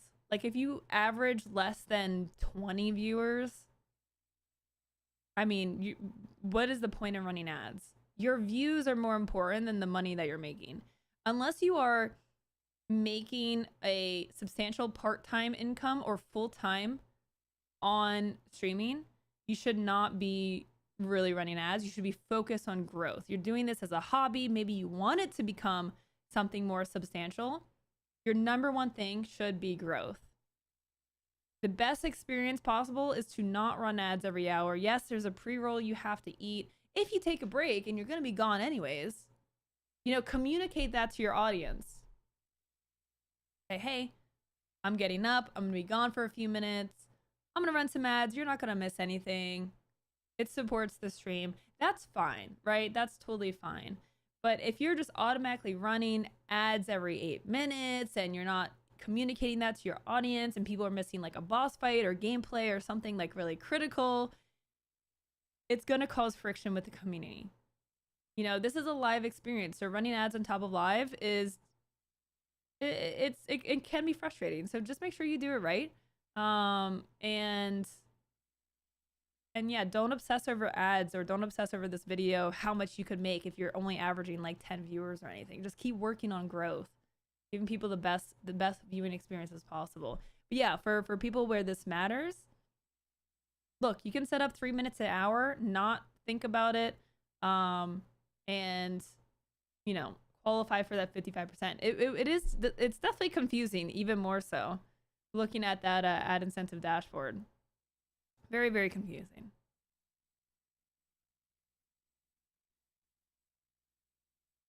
Breaks are a perfect time to run ads for sure. The streamers only earn ad revenue for people who see them. If most of the views are subbed, does that affect revenue? Yes. So if you are subscribed, you will not get ads, but you will not earn the streamer ad revenue. That being said, I think a streamer would prefer, most streamers would encourage you to sub. They're like, I would not expect any streamer to ever be like, don't sub, watch the ads. Because ultimately, earning a share of $5 guaranteed every single month is going to be worth more than you not subbing and earning like a few maybe pennies or even fractions of a penny, depending on where you are in the US, or in the US. In the world, you might not even see an ad. $6, yes. I'm sorry, $6 per sub, yes. So yeah, if you want to sub to support a streamer, it's a great way to support a streamer. If not, you can watch those ads and you'll live. Twitch Turbo is different. So Twitch Turbo is a Twitch sub. You're not subbing to a streamer, so a streamer's not earning a % of your Turbo sub, but they will earn a portion of ad revenue. So a portion of ad revenue will count if you are Twitch Turbo and a streamer runs an ad. Speaking of subbing, Bantle, thank you for the 67 months. Appreciate that. I do agree the US is equivalent to the whole world. Pretty much, Kristen, pretty much. I believe streamers can choose to have subscribers see ads. Yes. So that is a choice by the streamer, so it's different per channel, about whether subscribers will see ads or not. I have mine turned off. It's a perk to subscribing. It's a way to get around the ads, and that's something I would not turn off. So that is a forever perk to being a sub here. You will not get ads on the channel, and you get emotes, lots of emotes, and more to come. So yeah, there you have it. Whether you run ads on Twitch, it really depends on your size, the size of your community. And again, just think about how you're incorporating those ads. Communicate to your audience. That's really key. And if you are making a living on Twitch, just set up that 3 minutes per hour is what you need. So there you go. I've only encountered one channel that runs ads for subscribers and they get like 25 viewers.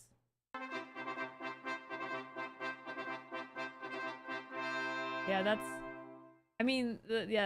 weird to me. Like that I don't like that. Slackanery, thank you for the 42 months. Thanks for that Prime sub. Thank you so much. I appreciate that. I thank you for choosing to spend your Prime sub on me. That is awesome. Peanut with the 200 bits. Thank you so much, Peanut. You are now the bit. You're not the bit lord. Frostbite's the bit lord. You are the bits. What's in between? I feel like third place, the bits. Third place is like the bit jester, right? What's the second place? I don't know. The bit. Not last, not third. The bit. Well, but Prince is too gendered. Bit lord. Anyone could be a bit lord. Bit jester is third. Bit vassal. The bit's advisor. I don't know. A bit meta? No. Oh my god, that's toxic. The bit bishop. Bishop. I mean, it's got a nice little... Ooh, chancellor. I'll take third. Okay. Chef's taking third place. Chef is the bit jester. The hand? The bit baron? Chancellor? Chancellor is good. The bit prime minister. The bit chancellor. Okay, Peanut, you hear that? You're the bit chancellor. Hey, Braided starting a hype train. Braided, thank you for the 93 months and the tier 3 sub. Thank you so much. I appreciate that. Let's start a hype train. Let's go. Thank you for the hype train. Already level 2. Okay. And there's a lot of new emotes I don't have, so we need to get on this.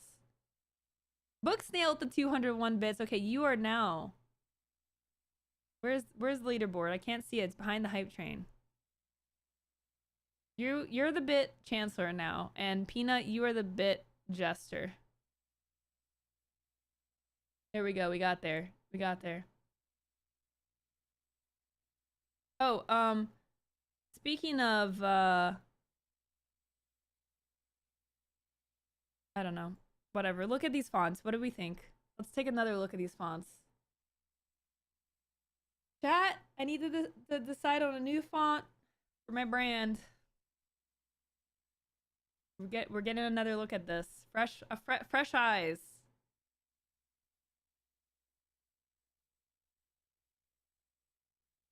How are we feeling? Rubik is standing out. I like Redux Pro, really? I feel like that's the weakest for me. I know script font because I don't like. Because I say so!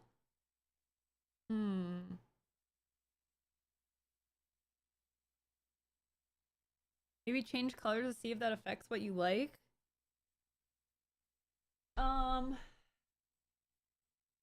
How easy is it to dye one of these colors? Yeah, see, it's not gonna look right. I mean, it doesn't help that I used the wrong color, but yeah, it's gonna look like crap. Redux Pro was a trick option. No. I mean, your feedback is valued.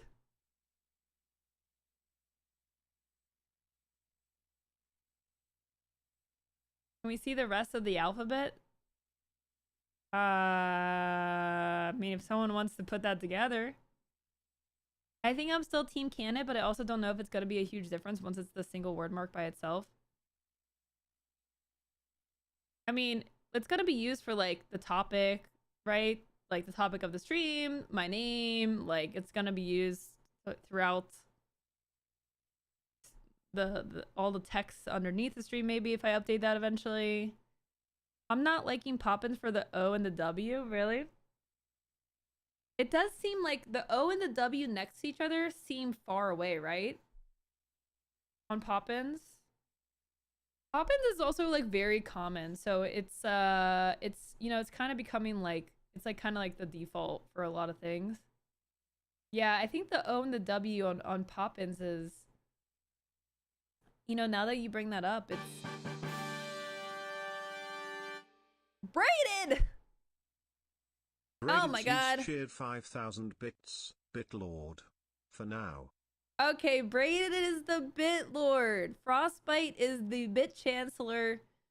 And Booksnail, you are the Bit Jester. Thank you so much, Braided, for the 5,000 Swift Rages. That's crazy. Thank you so much. Oh my gosh. We got a level 5 hype train. See, look, I don't have any. See, I'm missing 2 emotes at level 5. Thank you guys so much. I think maybe you should put Rubik and Canon in a chat poll. I think I like Poppins, really? I feel like this O and W on Poppins is it's not looking good together. Like, look at this. It's so gappy here. That O and W gap is just it's not good. It looks like low do WN. Add in Redux Pro to make me happy. All right, let's get rid of let's narrow this down, chat. It's time to eliminate some options. We are gonna get rid of Poppins. Poppins is done because you guys pointed that out. Poppins is done. I think Redux is done. Chat, Redux is, I mean, only Kristen is a fan of Redux.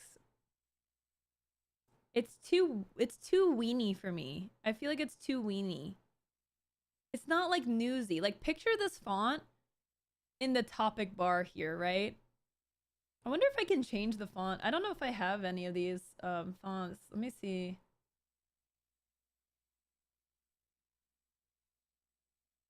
Right now, I've been using the Nito, but I don't know if I have the other ones. I don't think I do. It only has like default Windows fonts. And I don't know if any of these are default Windows fonts. I have to download them. Yeah, you just gotta have to use your imagination here. I don't think any of these are available. MN, no, can it?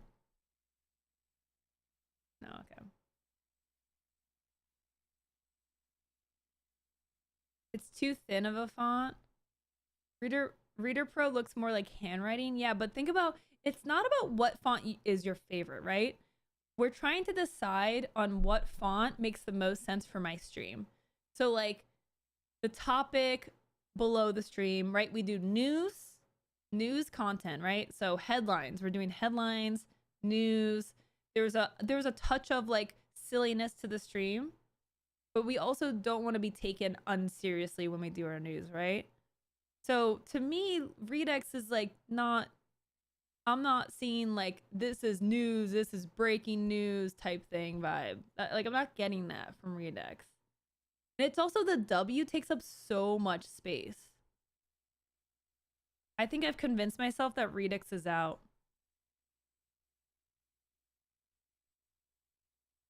Yeah. Oh, I didn't even... There we go. All right, so then let's bring this up. And then there was 4. All right, I'll let you stare at it for a minute. I'm gonna take a quick bathroom break, chat, so I will be right back. I'll let you stare at these fonts, and if you don't see the fonts, it's because you're seeing ads. I'll be right back. Thank you for supporting the stream.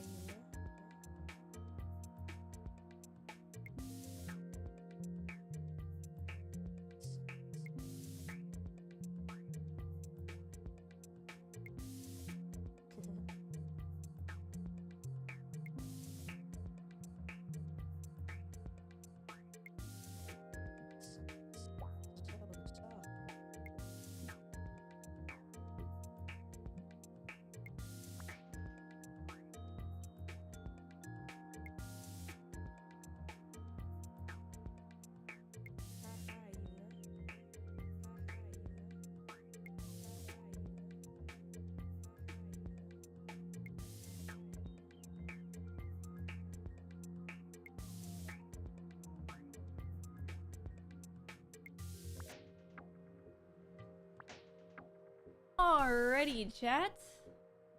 Thank you for bearing with me. Oh my god, you guys are voting? And you're tying the poll mods. Why did we do this? Why did we do this? Oh my god. Which font is the best? Are we ready to vote? I don't know if we're ready to vote. Oh my god. Okay.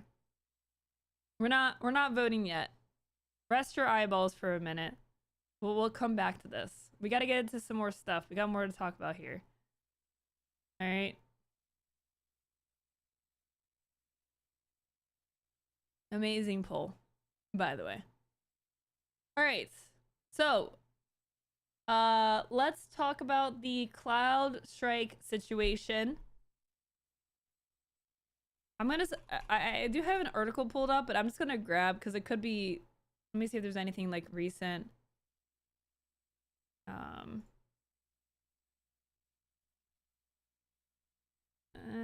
Official statement, schmishal statement. Okay, fine, I'll pull it up. Alright, so IT outage. You guys probably know this better than I do. Also, thank you guys for the hype train. I hope you enjoy your new emote. What we know about the global tech meltdown, CrowdStrike, and Microsoft so far. A mass IT outage has affected businesses, airlines, banks, and hospitals around the world. The outage, which spread widely on Friday morning, is believed to be related to Microsoft and global cybersecurity firm CrowdStrike. And hence, CrowdStrike's boss said on X there has been a defective software update for Microsoft Windows hosts and a fix was deployed. Microsoft also said a resolution for Windows devices affected by the outage was forthcoming. Head on! Thank you for the 41 months. Streaming on a Friday? Yes. So for those who missed it, Fridays are my new stream day. So we're switching from Monday to Fridays. We're going to experiment with it for a bit. We did a poll in the Discord server, and Fridays won. Like half the vote went to Fridays versus splitting between Mondays and Wednesdays. So we're giving Fridays a shot. I think it's better for me personally too, with like not feeling too overwhelmed with having everything to do on a Monday. And it's a great way to recap the week. Hi T, how you doing? At 10:45 a.m. UK time on Friday, the CrowdStrike chief executive issued a statement saying a defect was found in a single content update for Windows hosts. George Kurtz added, "This is not a security incident or a cyber attack. The issue has been identified, isolated, and a fix has been deployed." Issues still persisted, however, and customers said the problems came after an update to the code of its Falcon sensor software. The sensor blocks attacks on your systems while capturing recording activity as it happens to detect threats fast. Users reported that their Windows PCs crashed to the blue screen of death after the software update. The first reports of IT issues came overnight from Australia when a spokesperson for the country's Home Affairs Minister, Claire O'Neill, said the outage appeared to be related to an issue at CrowdStrike. On X, the Office of the National Cybersecurity Coordinator, Michelle McGuinness, described it as a large-scale technical outage, but said there was no indication of a cybersecurity incident. Australian firms were also the first to report a variety of issues. Supermarket chain Woolworths said its payment systems went down, while the National Australia Bank was also affected. Airlines Virgin Australia and Jetstar were forced to delay or cancel flights as information screens went blank at Sydney Airport. This is crazy. Outages spread across globe. A spike in outages was then recorded across a number of websites and services just before 6 a.m. in the UK. NHS England said in a statement at 10:20 a.m. the outage was causing disruption to the majority of GP practices as bookings could not be recorded using the service's EMIS computer system. It added that there was no known impact on 999 calls or emergency services. Airlines and airports in the UK, US, India, and elsewhere also faced severe delays over the issue. Ryanair advised passengers to arrive for the flights at least 3 hours early over the disruption, while Edinburgh Airport said the outage meant waiting times were longer than usual. Oh my god. The blue screen of death is everywhere! The blue screen at Seattle's Tacoma International Airport. Major U.S. airlines, including American Airlines, Delta Airlines, and United Airlines, grounded flights, while airports in Germany, Amsterdam, and Spain reported issues. major train operators Trans Pennine Express and Govia Thameslink Railway, which operates the Southern Thameslink Gatwick Express. Sorry, I'm butchering these names. Were also disrupted in the UK. So CrowdStrike issued a statement on Falcon content update for Windows hosts, saying CrowdStrike is actively working with customers impacted by a defect found in a single content update for Windows hosts. Mac and Linux hosts are not impacted. Ugh. Hope Heroes in here talking about Linux. This is not a security incident or cyber attack. The issue has been identified, isolated, and a fix deployed. We refer customers to the support portal for the latest updates and will continue to provide complete and continuous updates on our website. They updated at 9:22 a.m. We're working hard to provide comprehensive and continuous updates with our global customers as quickly as possible. Below is the latest CrowdStrike tech alert with more information around the issue and workaround steps organizations can take. Okay, a lot of things here.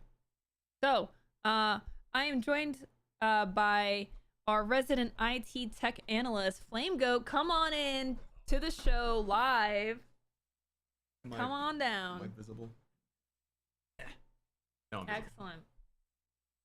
Okay. Yeah. So I did link you they're kind of like official, I guess, on Discord.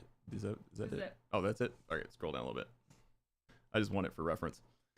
Okay, so here, let's put this in the middle of us. Yeah. So, why I'm more curious about like why this is affecting so many things. Like, how is everyone relying on something called CrowdStrike, which I've never heard of?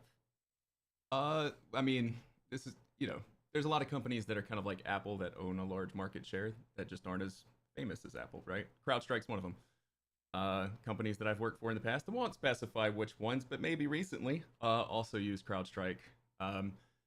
They've kind of, I wouldn't say they've got it completely cornered, but they've kind of cornered the market on easily distributable enterprise grade software that they can just push out to millions, hundreds of millions of devices easily. To kind of explain how CrowdStrike works, it's if you think of it as a upside down pyramid where kernel is at the bottom and everything is built on top of the kernel. CrowdStrike runs at the layer just right there above the kernel on operating systems in conjunction with the kernel. It's in kernel space. So, and for those who are not as tech savvy, the kernel is? That's like the operating system for the operating system. So everything you see is just running on top of a couple of layers. This is user space. Then you have like a service space, and then you have kernel space. And is this like a corn kernel? No, this is kernel with a K. Oh, okay. And for any IT people in the chat, I'm greatly simplifying this, but in general, for operating systems, you've got like 3 spaces that things live in: the user space, where everything you do is at, or on Windows, for instance, anytime you interact with anything beyond user space, you get that fun little pop-up that says, hey, this application is trying to do something on your computer. Do you want to allow that? And you say yes or no. That's usually like service level, making changes to your file system or, registry or whatever. The thing about kernel space drivers or, applications is that once they're installed, they don't have to tell you anything they're doing. They're just doing it. They have elevated permissions. They can make changes directly to your system.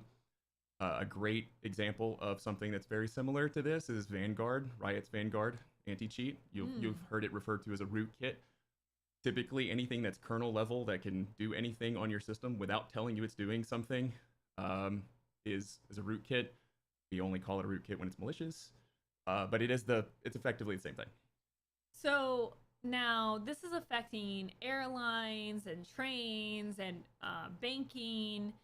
What about small businesses or, people that just have Windows on their computer? So in that case, it's not really much of an issue. CrowdStrike is enterprise grade and typically comes with a price point. And for it to be reasonable to purchase, you need to have enough systems to deploy it on and enough, revenue to have an IT team that can deploy it. One of the reasons you want CrowdStrike is if you do have 10,000 employees, you don't want to have to update each one of those individuals. You don't have to have the IT guy updating stuff or rely on the user to update stuff. So CrowdStrike has what's called system files in a channel. It's referenced here. So it's like basically like channels, and they just add these system files which have new definitions, new routines, new subroutines, things that are operating on the kernel level, and that's how this happened, because it is very silently pushed out, and when it's pushed out to millions, if not hundreds of millions of systems over the course of several hours on a certain day, sometimes a random day, in my experience. So you're saying someone messed up the code and they didn't maybe test it properly before they shipped it. So in situations like this, all of us that are in like I'm a software engineer, so again, IT people, I'm sorry if I'm butchering anything or greatly simplifying stuff. But as a software engineer, we have what's called COEs, or postmortems, and we're all, waiting. Usually you have to solve everything before that happens, so it might be a little while before that gets out. But I would say within the next couple weeks, we're going to get a really interesting postmortem to explain to us what went wrong and how this happened. Moblord made a great comment. This is what was supposed to keep large-scale businesses from ransomware/malware, and it turns out ransomware just wishes they could take out this many computers at once. Yeah, that's one of the real dangers behind this, and it's one of the reasons why people were rightfully concerned about Vanguard. Yeah. Because Vanguard's running very low level on your system, and theoretically in the wrong hands could do very bad things. And we should be aware of these things, especially in the security world. It's a necessary evil, because there's no way companies the size of, Amazon, just pulling that randomly, could deploy their own solution to, 1 million employees, or whatever they're at now. So you have companies like this. Unfortunately, they get it wrong sometimes, and this is kind of like the dystopia that we live in at the moment, where one company kind of owns everything. Yeah, I mean, for so much to go wrong around the entire world because of one update from one company, it really shows you how much power that, like, these companies, again, that, like, most, like, regular people, day-to-day people have never heard of and don't even understand what it really does, but their lives are totally turned upside down. Yeah, the comment CrowdStrike issue is what Y2K wished it could be. Yeah, I mean, this is one of those concerns with computers in general. We've had these concerns for decades. It was Y2K, and we were concerned that computers just weren't going to flip their clocks correctly. And we should continue to be concerned about these things. It doesn't have to be something you have anxiety about, but we should be aware that our entire, system of life is run by a few companies that could take everything down with an oopsie daisy. So Moblord says that it's never just one person that looks at an update. This is one of those company killers, not just someone got fired. Now, does that mean that there could be some, like, really severe, like, repercussions from a failure like this? I think, unfortunately, CrowdStrike is too embedded in too many companies to just disappear overnight because of an incident like this. The reality is there's billions of dollars of investment here that would have to kind of be undone and repaid to someone else, not to mention just the man hours to change over all the systems. Because right now, just to fix this problem, if you're in a boot loop, requires you to remove drives and reconnect them to something else so that you can fix the file on the drive. If you're lucky, you can get booted in to change it. So this is the kind of thing that right now companies are spending millions of dollars in man hours, their own man hours, trying to, resolve. They're going to be looking at CrowdStrike as, a potential target for litigation, right? Obviously. The problem with that is that CrowdStrike owns their systems. They have root access to everything. So there's a massive conflict there that legal teams are really going to have to kind of work through to figure out how they're going to get compensation for this without, potentially putting themselves at risk. Yeah, so you can see the CrowdStrike stock absolutely tanked this morning. It is recovering a bit. We'll probably eventually make its way back up here somewhere, but yeah, I mean, that is a lot of money just totally wiped out, unless you somehow shorted it. But let's see. Endless says that's wiped out around $12.5 billion off the value of the cybersecurity company, which is definitely very significant. Bye. Yeah, I mean, look, not financial advice here, but I mean, like FlameGoat said, it's likely that, you know, CrowdStrike. I mean, they've already deployed a fix, right? So everything's gonna bounce back. Everything's gonna be normal. This will probably, again, go back up to whatever it usually is, which is, you know, it's been pretty consistent over the last month. You can see where it's been over the last 6 months. You know, we zoom out on the history of it, right? This is the last year, so it's clearly just made itself a very dominant component of the world, and so it's kind of hard for companies like this to be disrupted or overtaken. Yeah, if it was a company that you know, there was a lot of competitors to, because there's a couple out there, but CrowdStrike is just so. If you've ever worked in, you know, corporate IT, or if you've ever worked at a FANG or anything like that, CrowdStrike is just one of those. Every time someone says it, your heart sinks a little bit because everyone hates them, but it is just the only company doing at the scale that they're doing it. I do think that it's important though, because a lot of people are going to be like, "Oh, it's the end of CrowdStrike," but let's look at other companies that have had issues that have taken down half the internet. Cloudflare, that happened, you know, last year. Yeah. They had an outage which took down a large percentage of the entirety of the internet. Amazon AWS services, when S3 went out in 2017, they had a massive, like, US East, which is one of their largest regions, went down for S3, and again, half the internet. And they recovered. And that's just, there will be some litigation, but it will be careful litigation. A lot of the larger companies are probably going to look at this for renegotiation when they come to renegotiate their contracts with CrowdStrike. Because the way this works is you negotiate a contract and you say, we're going to pay you X amount for, you know, our current size, whatever. It's different for every company. But I would say that everybody's going to kind of walk into that next negotiation meeting and be like, hey, you know, there's a little bit of added risk here now. So, but I don't think too much is going to come out of this, honestly. Are there what are, like, you know, of any of the competitors for CrowdStrike? Not anymore, no. I can't even think of any off the top of my head. Some smaller companies obviously will just use like off-the-shelf antivirus and stuff like that and just require that to be installed. But at the scale of CrowdStrike, I'm sure someone in chat that does IT might know, but as a software engineer, this was the one that I had to deal with the most that slowed my computer down repeatedly. Mobler says we use Sentinel-1. Oh yeah, that's another. Yeah. I don't know how big they are though, in terms of scale. Let's see if they have a stonk. A lot of these companies are just, you know, they're quiet in the background. You don't hear about them unless things like this happen. They're up 5% today. I'd say that makes sense. Sentinel's up 5% today. They're taking over chat. Buy low, buy low. All right, well, thank you so much for the breakdown. Do you want to shout yourself out? Hi, I'm FlameGoat. You can find me in places that say FlameGoat.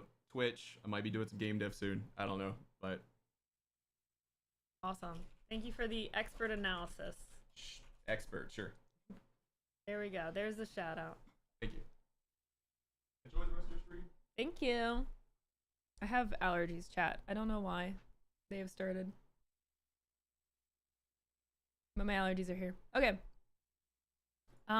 Speaking of Amazon, we need to talk about Twitch being worth $46 billion. Where did this come from? Let's get the article out.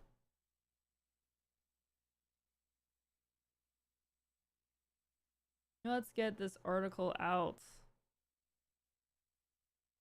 This is why Loco got a new chair so she can have live guests. How does having a new chair? What?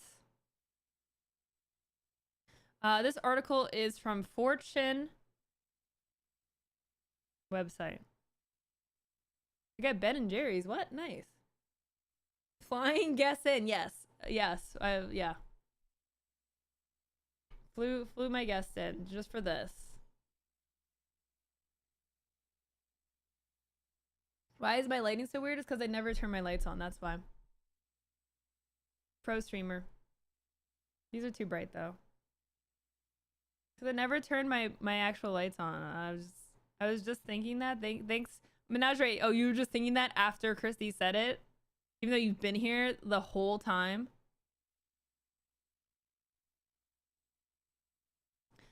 Amazon's sitting on a Gen Z gold mine that could be worth $46 billion, and it's not movies or Prime. There's a dog at my feet. I have a dog footrest. Amazon is quietly sitting on a $46 billion product. I like how they say quietly sitting, like as if like we want Twitch to be quietly existing. Every streamer is like, please don't be quiet about us. Bring more users to the site. Please help us grow. Laura Martin, an analyst from Needham, wrote to investors on Wednesday. It's not Prime Day, it's not the ring, it's not the ring.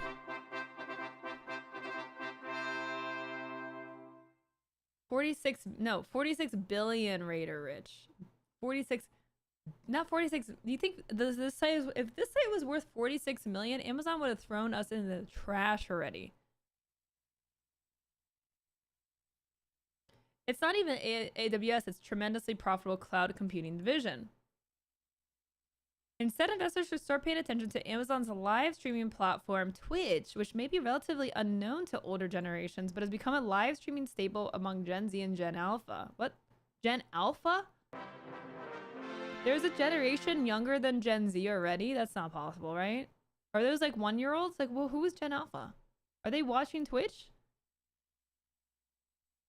Oh my god, why is everyone resubbing right now? I'm trying to do some news. Christy with the 55 months. Thank you so much, Christy. Bendix gifting a sub to Chef. Thank you, Bendix. And Cirque85 with the 49 months in the tier 3. Thank you so much, Cirque85. Gen Alpha started in 2010. What? Gen Alpha started in 2010, which means they are 14 years old. That's crazy. That is freaking crazy. Twitch is best known for video game streaming and is the largest streaming platform for video gamers by far. Yet the service has expanded far beyond the gaming world. Twitch, Martin noted, allows Amazon to access an advertising market the company wouldn't otherwise have. Nearly 2/3 of Twitch users are men, and nearly 3/4 of them are under 34. For Amazon as a whole, only 45% of its customer base is under 34, and most of them are female. That's really interesting. That's a very interesting dichotomy, actually. I mean, Amazon, like, you know, like Amazon people shopping on Amazon being, you know, mostly women does check out. Yeah, it's pretty much like on the flip side. Really interesting. Yeah, that is a very interesting demo. Endemic advertisers, video games, and accessories that advertise on Twitch also buy ads on Amazon as well, and many of these advertisers would not be clients of Amazon without Twitch. Similarly, brands can buy ads in Twitch to access hard-to-reach young men, most of whom do not watch traditional TV. Interesting. And that's why they've been pushing the ads so much. It's not just men, however. At any given moment, over 2.5 million people are watching someone stream on Twitch.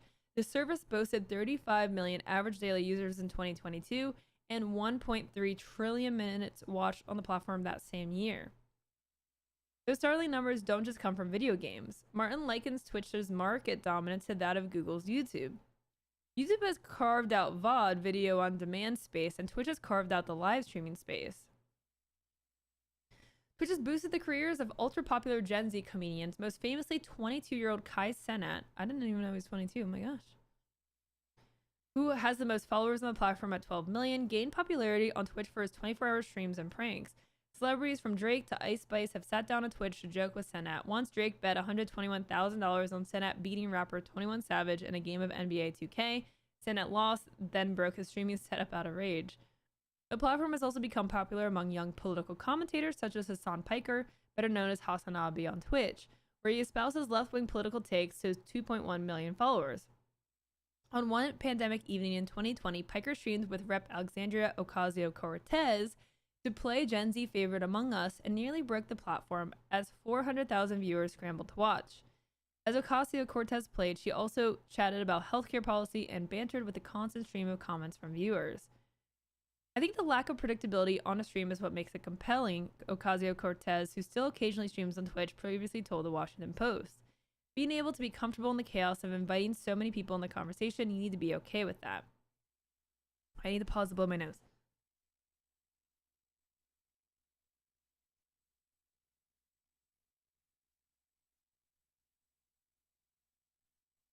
Okay. In the mornings, I give my dog allergy medicine, and then I forget to give myself allergy medicine, and I'm like, why am I like this? Those who embrace the mayhem and get popular off it can reap sizable rewards. A data leak from 2021 suggests that the platform's top creators make $8 to $9 million a year from the platform. Streamers get paid through a subscription model. Okay, we know this. I'm not gonna recite all this, whatever. Some creators rebelled against Twitch last year after it decreased the amount of subscription revenue it allotted to partners. The current split is 50-50, a significant decrease from the original 70-30 split that a lot of creators, some creators got 70-30, the Partner Plus platform, Partner Plus. Since then, Twitch CEO Dan Clancy has been working overtime to restore relations with creators. In January, Clancy announced a new system. Anyone with more than 100 paid subscribers would now receive 60% of the money fans pledge. Twitch has made some good moves to help creators make money, but it's still tough to make a living from streaming alone. Jerome Assetti, a Minecraft Twitch streamer, told Fortune. A lot of us have to rely on ads, product promotions, and other ways to bring in income. Assetti has only recently expanded to Twitch from YouTube, where many of its 5.41 million followers know and love him as Jerome ASF. Twitch is about being in the moment and engaging with viewers live. It used to feel more like a small, tight-knit community, but now it's this huge platform with all kinds of content and different ways to engage your fans. Despite its popularity, the platform has struggled with profitability, laying off 35% of its staff in January to help pay the prohibitive costs associated with supporting 1.8 billion hours of live video content monthly. Amazon first acquired Twitch in 2014 for about $970 million, when Twitch had a revenue of about $72 million. In 2023, the website generated approximately $3 billion in revenue. Holy crap. She upgraded Amazon's price target to $210 from $205 while maintaining a buy rating on the stock. Barnes' new price target is based on the upside we calculate from Twitch. Interesting.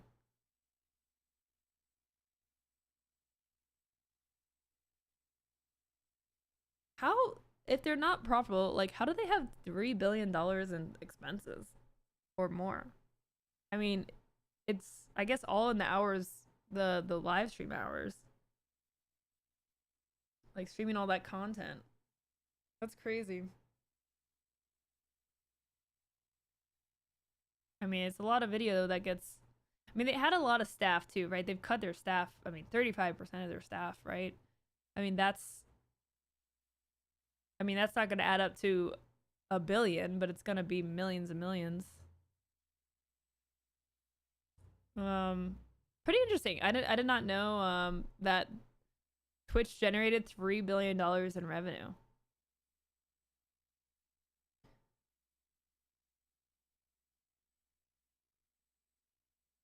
This article is very interesting. This is coming from someone who, buys and sells and advises on buying and selling stocks, right? So they're not, they're kind of like an outsider in a way. They seem to have a solid grasp of Twitch. It's a pretty interesting way of looking at Twitch, especially when you're in it as a Twitch viewer or Twitch creator. You're in it, right? And I've had people ask me, is Twitch dying? Is Twitch a dying platform? And I think it's stabilizing from the pandemic. Is it a dying platform? I don't see it as being dying. It's pretty unique. But I still feel there's opportunity for Twitch to grow.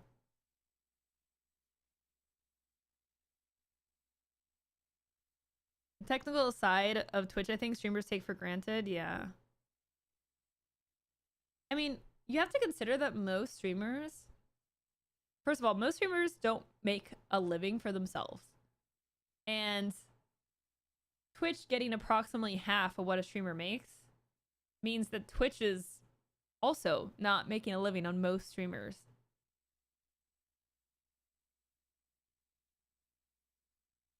Imagine like streaming on Twitch and knowing that you're just only costing the platform money. Like Twitch, even for people that do bring in money.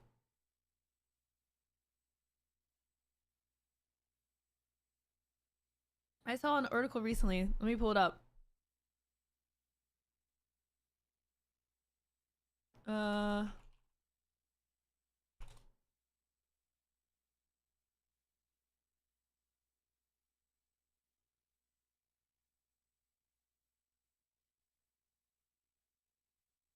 Let me see.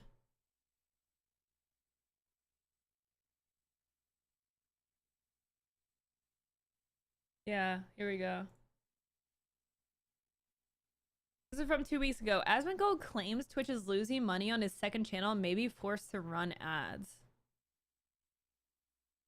Asmongold is one of the biggest streamers on Twitch. His main channel has 3.5 million followers. And his alt account has 1.8 million and averages, I mean, probably a fair amount of viewers.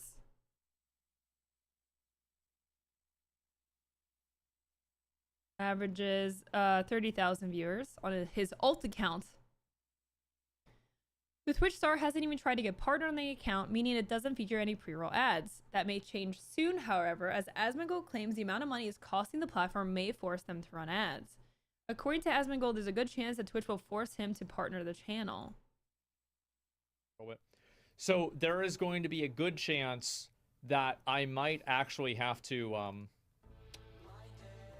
I might have to partner the channel. And because Twitch, the truth is that this channel is very popular. If I look,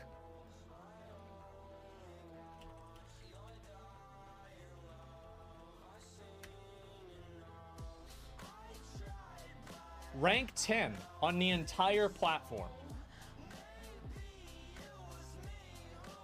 His tabs look like mine. That's a lot of money. This clip's gotta be That is muted. a lot of fucking money. And so Twitch is paying, I would not be surprised if Twitch is spending over $1 million a month hosting this channel. And they're not happy about it. Okay, why do people have to play copyright music and like, you know, now I'm gonna have to deal with that. Anyways, given the various circumstances of such a large account not being fully monetized, it's easy to understand why Twitch would want Asmongold to be partnered to run ads. I'm honestly surprised that Twitch has not started running pre-rolls on non-monetized streams. And this is, I mean, like why I've told creators, small creators, like think about being an affiliate, because as soon as you become an affiliate, you start getting pre-roll ads and then you have to deal with all the ad situation. But if you don't and you just focus on growth, you know, there's an advantage to not having a monetized account. Especially because having a monetized account doesn't mean you're gonna make any money. I'm actually surprised they haven't put ads on non-monetized channels yet. They probably could without even saying anything, honestly. I mean, once someone found out, there'd be some uproar, but yeah, I don't know. If people don't want to watch ads, there's no obligation that I have to do it. You just figure out another way to make money. The people who fail are the people who aren't creative. Just be more creative with how you make money.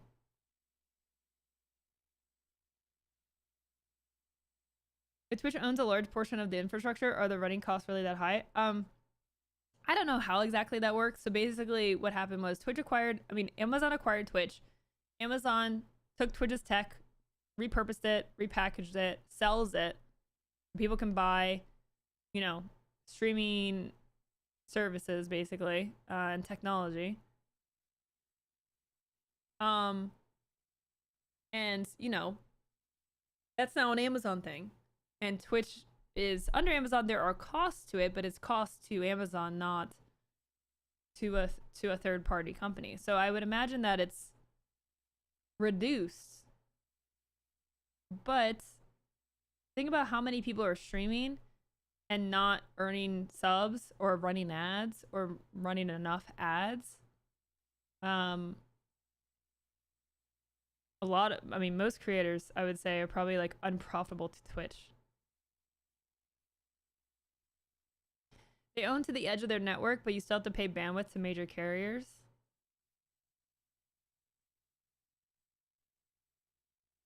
Yeah, so yeah, I mean, a really interesting article here. I think I mean, I'm hoping that this is true, that Twitch is like worth a lot and still valuable, and you know, we definitely don't want to be on like a sinking ship. It doesn't really feel good to think of Twitch as like, oh, they're not profitable. Like, the fact that Dan Clancy outright said that is really fascinating. You know, I appreciate the transparency. It's also like kind of like, I mean, it's concerning to hear that in the middle of like mass layoffs, and the platform is, I mean, if we look at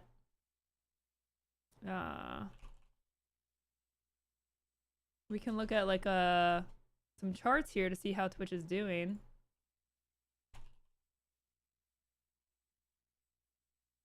Let's see. Stats. Let's see. So this is year by year. You can see clearly where the pandemic boom occurred. So I mean, you can clearly see like Twitch is in March 2020. You know, when things started to take off, like I would say, like, you know, February, 1.4 million viewers on average on the site. And we're still over 2. We're 2.2 million. So at peak, it was about over 3 million. Or just about 3 million at peak. So it's gone down quite a bit. And it does continue to decline. So 2.2 was in July. That's where we're at now. So we're June 2.2. That's down from 2.3 over the last 2 months.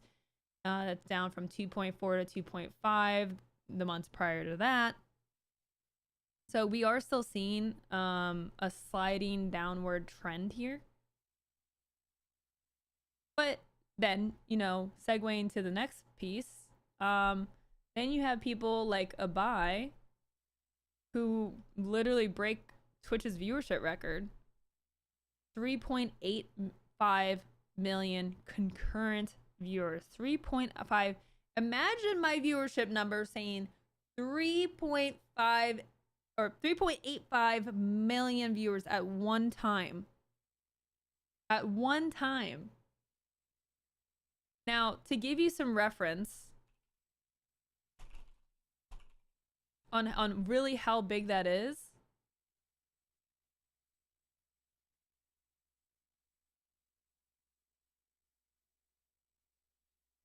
House of Dragon premiered with 7.8 million viewers, bringing Max its biggest streaming day ever.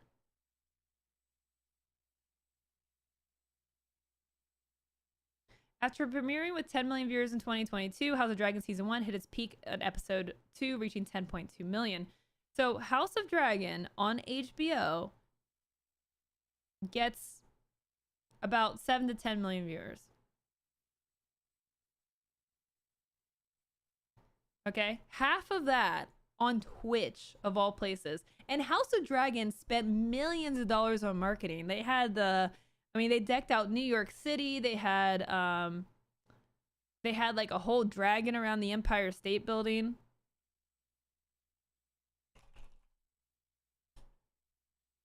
Let me pull that up here.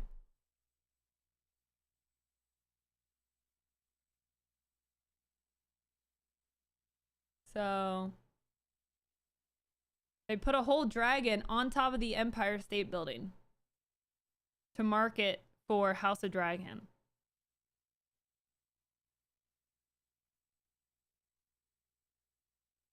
$3.8 million. basically half of House of Dragon premiere.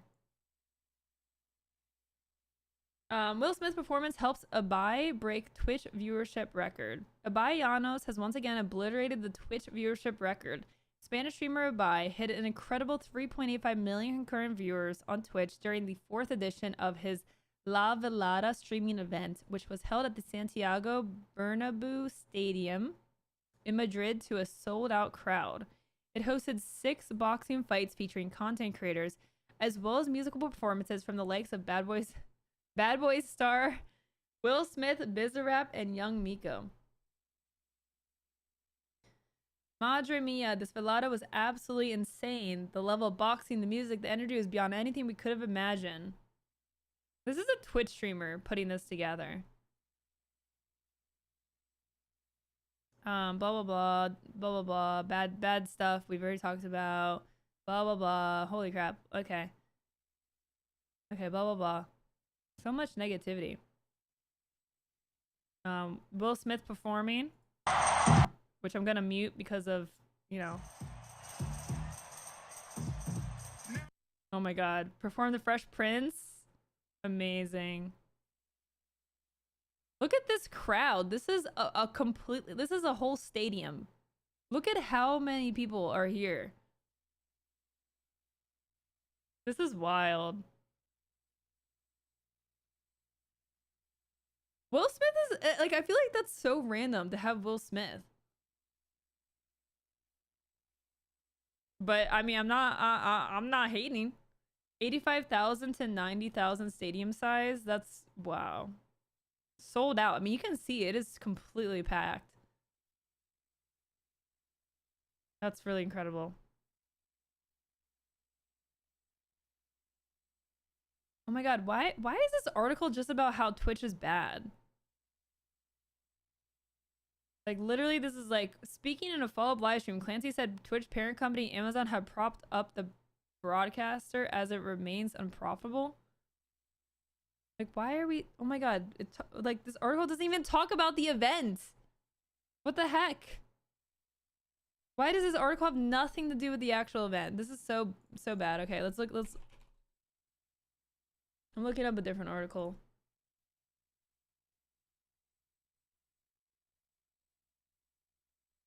Here, tube filter. Ibai's 4th influencer boxing event set a new Twitch record. The week of July 13th was a monumental moment for Spanish culture. The men's national soccer team won Euro 2024. Native son Carlos Alcaraz conquered Wimbledon for the 2nd year in a row, and Ibai Llanos rewrote the Twitch record books once again. The Bilbao-born streamer set a new high-water mark for concurrent Twitch viewers during the 4th annual edition of La Velada de Año, an influencer boxing event. As with previous iterations, the 4th installment of La Velada de Año, which translates to the Night of the Year, featured multiple boxing matchups between big-name creators. As has become the norm, those bouts drew a record-breaking audience on Ibai's Twitch account. In 2022, the second Velada reached 3.3 million concurrent viewers, and the 2023 threequel eclipsed that mark with 3.4 million, and now we're at 3.85. I mean, that is such a huge increase. Like, to top this every single year by 100K and now by 400K. The event also contributed to a different record. While it was going on, Twitch reached 6.74 million concurrent viewers site-wide, which is its highest ever total. When other streams from La Velada are factored in, 4.34 million of those concurrents came from channels that were streaming Ibai's masterstroke. That's crazy.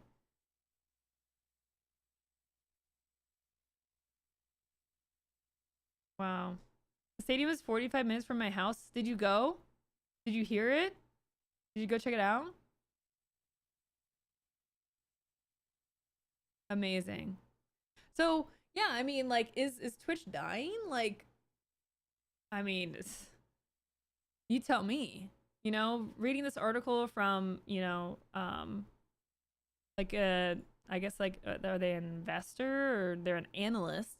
Okay. An analyst who speaks to investors, putting $46 billion on Twitch as a value, with like considering the unique audience, right? That the customer base, the demographics, and people like Kai Cenat making headlines, Ibai breaking records. There's a lot of buzz around Twitch. So I think that the viewership overall is leveling out from the pandemic, but I think there's still a lot of golden nuggets here. You know, Twitch just needs to figure out how to monetize and how to attract people to watch streams, which is a very, very hard thing to do. And I think that's why you see Twitch making tools for creators to post short form content. You know, like the vertical making vertical clips and the clip editor, and being able to post those vertical clips directly to YouTube and directly to TikTok. You know, and that indirectly helps Twitch, because what they want is they want you to grow in short form. Twitch is saying, we want you to grow in short form. We know you have to do short form in order to grow. We're going to help facilitate your ability to do that. And those people, the idea is by sharing clips from your content, it aligns with the content you make on Twitch, right? Because it is your content on Twitch. And eventually, as you grow on those platforms, that people will trickle to Twitch for the live experience, even if you multi-stream. And again, that's why they got rid of the multi-streaming rules, because they realize that if people find and discover your live stream on YouTube because you're posting shorts, now you're live streaming on YouTube, that they will find you on Twitch, that they will choose to watch you on Twitch over the YouTube live experience. And, you know, as an example to that, you know, we have a couple viewers on YouTube, but Twitch is still by far and away the leader. But my YouTube channel is not as big or as established as other creators who might be multi-streaming. So there is that. So yeah, there you go. Some I think some positive news out of Twitch lately. So I like that. But yeah, let me know your thoughts. Did you catch Ibai's boxing event? Did you watch Will Smith perform? What do you think about the state of Twitch right now? Would love to know what you think. Let me know in the comments below.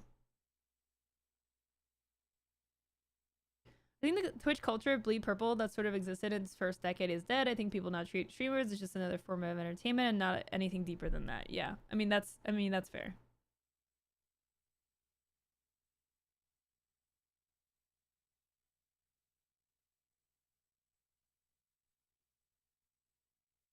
Can't believe I missed. Yeah, oh my god, Hero, I shouted you out. You're gonna have to go back and watch it. Because I did mention you. In a not a good way. No, I'm just kidding. They talked about Linux being unaffected. I was like, of course. Hero wanted to tell everyone about Linux. Yep. I was glad you weren't here, so I didn't have to hear it. Look, you should get on Linux. It was unaffected. That's how Hero sounds. Can confirm.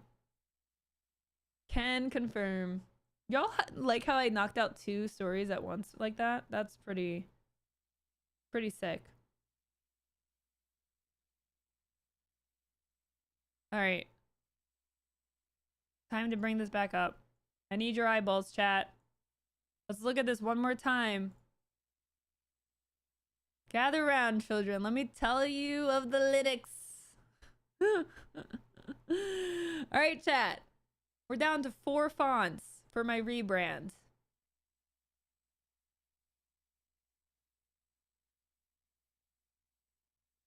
We're down to 4 fonts.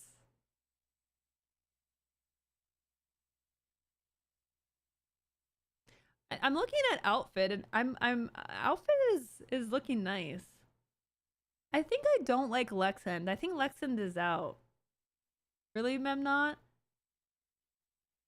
Lexend is so big. Like, every letter has to, like, take up so much space.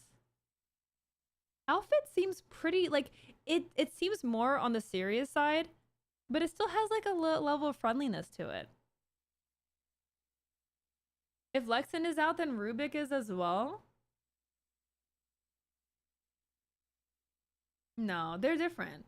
Rubik is really soft. Rubik is the softest font on here. Rubik is the softest font. I think Lexend is like the most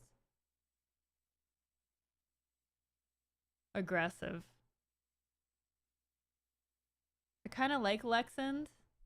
Outfit, the more I honestly really Outfit is kind of a surprise to me. I was not really like I was losing Outfit in the crowd. And now I'm looking at it and I'm like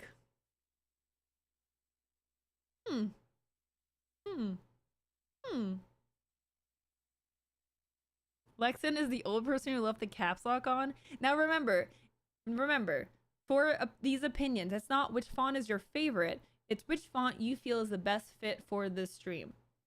For doing this, the vibe of the stream, the news that we do, like the feel of the content that exists here. That's what you have to picture. Like the which font is best in the topic bar.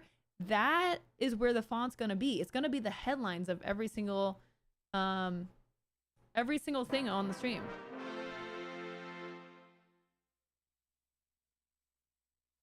I don't like Rubik. We want Times New Roman in the mix. Oh my god. So yeah, just remember that it's about the stream. It's about the vibe. Like it's not about what your personal favorite is to look at. It's like what fits for the stream. Frostbite 1981 shared 500 bits. Conit is best because of the canet. Thank you. I will show myself out. What does that even mean, Frostbite? Oh my god. I like Canet's chunkiness and that W flare. For the vibe of the stream, Outfit makes sense, says Hyper Game Dev on YouTube.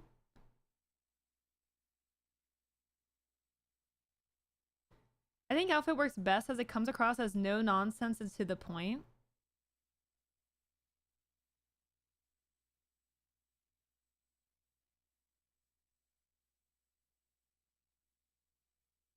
How can we say what we like for the stream if we can't go by what font we like? Because what font you personally like may not align with what font is best for the stream. Yeah, I mean, yes, of course, all of these fonts like are functional. Like, yes, of course, right? Like, but what do you think fits the best? I think Lexan is being eliminated, chat. I think Lexan is going. Lexan is done. I'm done with Lexan. Lexan is out. Frostbite It's dead. I killed it. 1981 shared 500 bits. They are all letters to me, Loco Sip. Frostbite, please. Oh my god. Lexan is dead. Yeah, Lexan is too aggressive. Lexan is too aggressive. All right, let me move these around to give you like a fresh look here. All right. We'll compare them side by side, and by side I mean vertically. All right. I gotta give them like proper spacing so you can see them as they are. You know, like you gotta see them in their own vibe, their own space. We gotta give them their own space.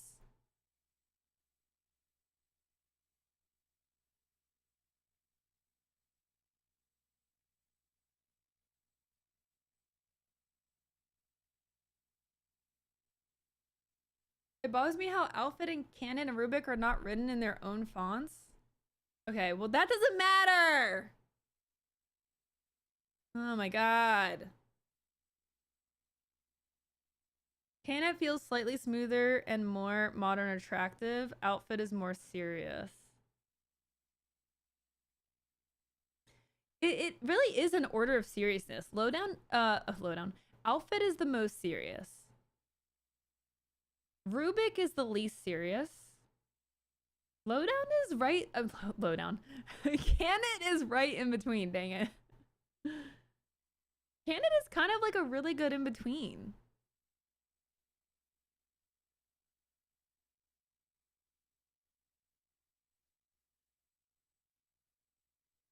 I pick Lowdown as well. I like Lowdown.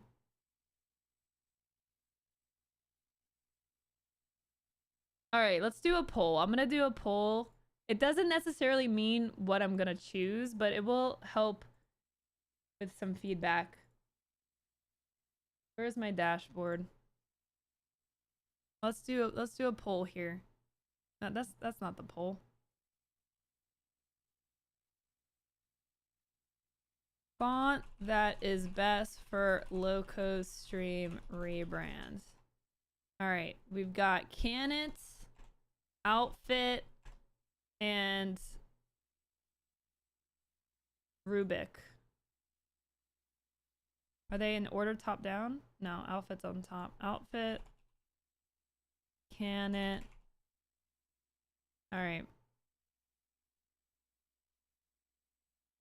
Oh.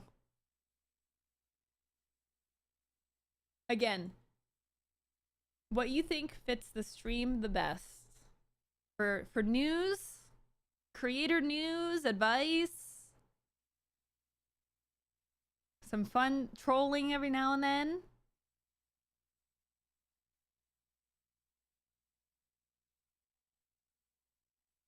What do you think? Make your voice heard.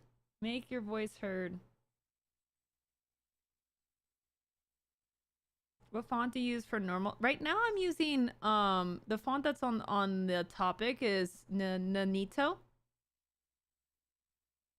which is way too soft.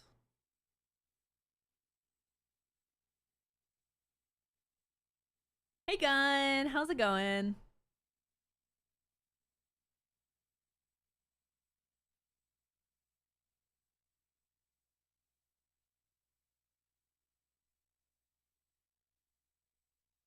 We're not New York Times here. Yeah, we're not doing Times New Roman.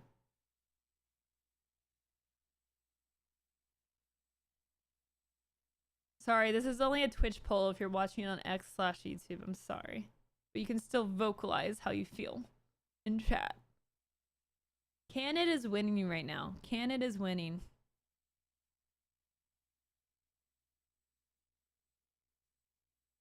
I'll reorder them so that you can, you know, see them in different spaces.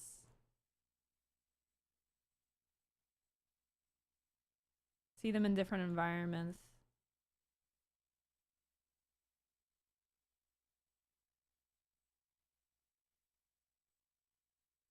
Helvetica is my vote. Oh my god, you guys. Can we reorder Canet to the trash? Why do you don't know? Why don't you like Canet?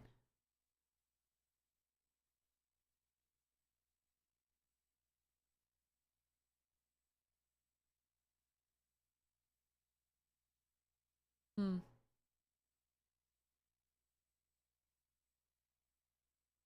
It looks like a squish sandwich. Outfit is too serious.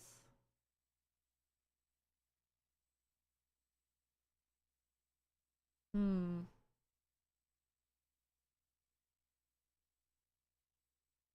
You know what? We might have to just test these over time. Maybe we'll do like next stream we'll do one of these fonts. I don't know.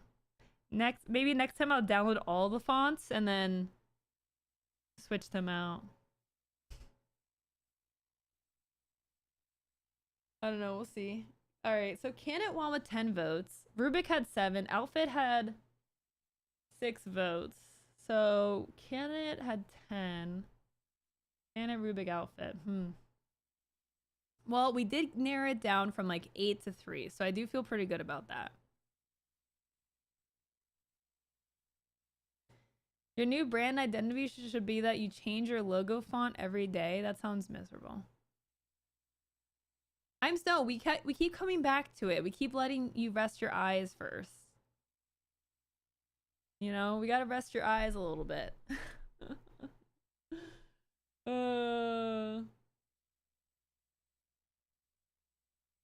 Yeah, it's hard when you stare at it long enough. It just that's not how brand identity works. That is not branding 101.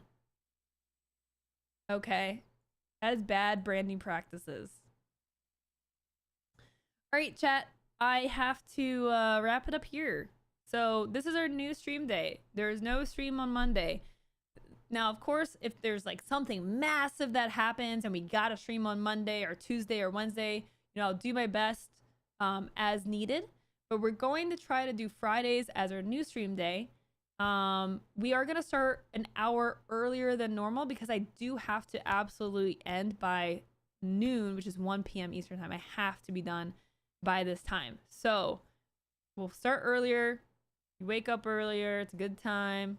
I'm sorry, Gun, that work kept you away. If you're in IT, you're probably not here, but if you are somehow here while troubleshooting the madness, I wish you luck. I hope you don't have to spend your weekend working.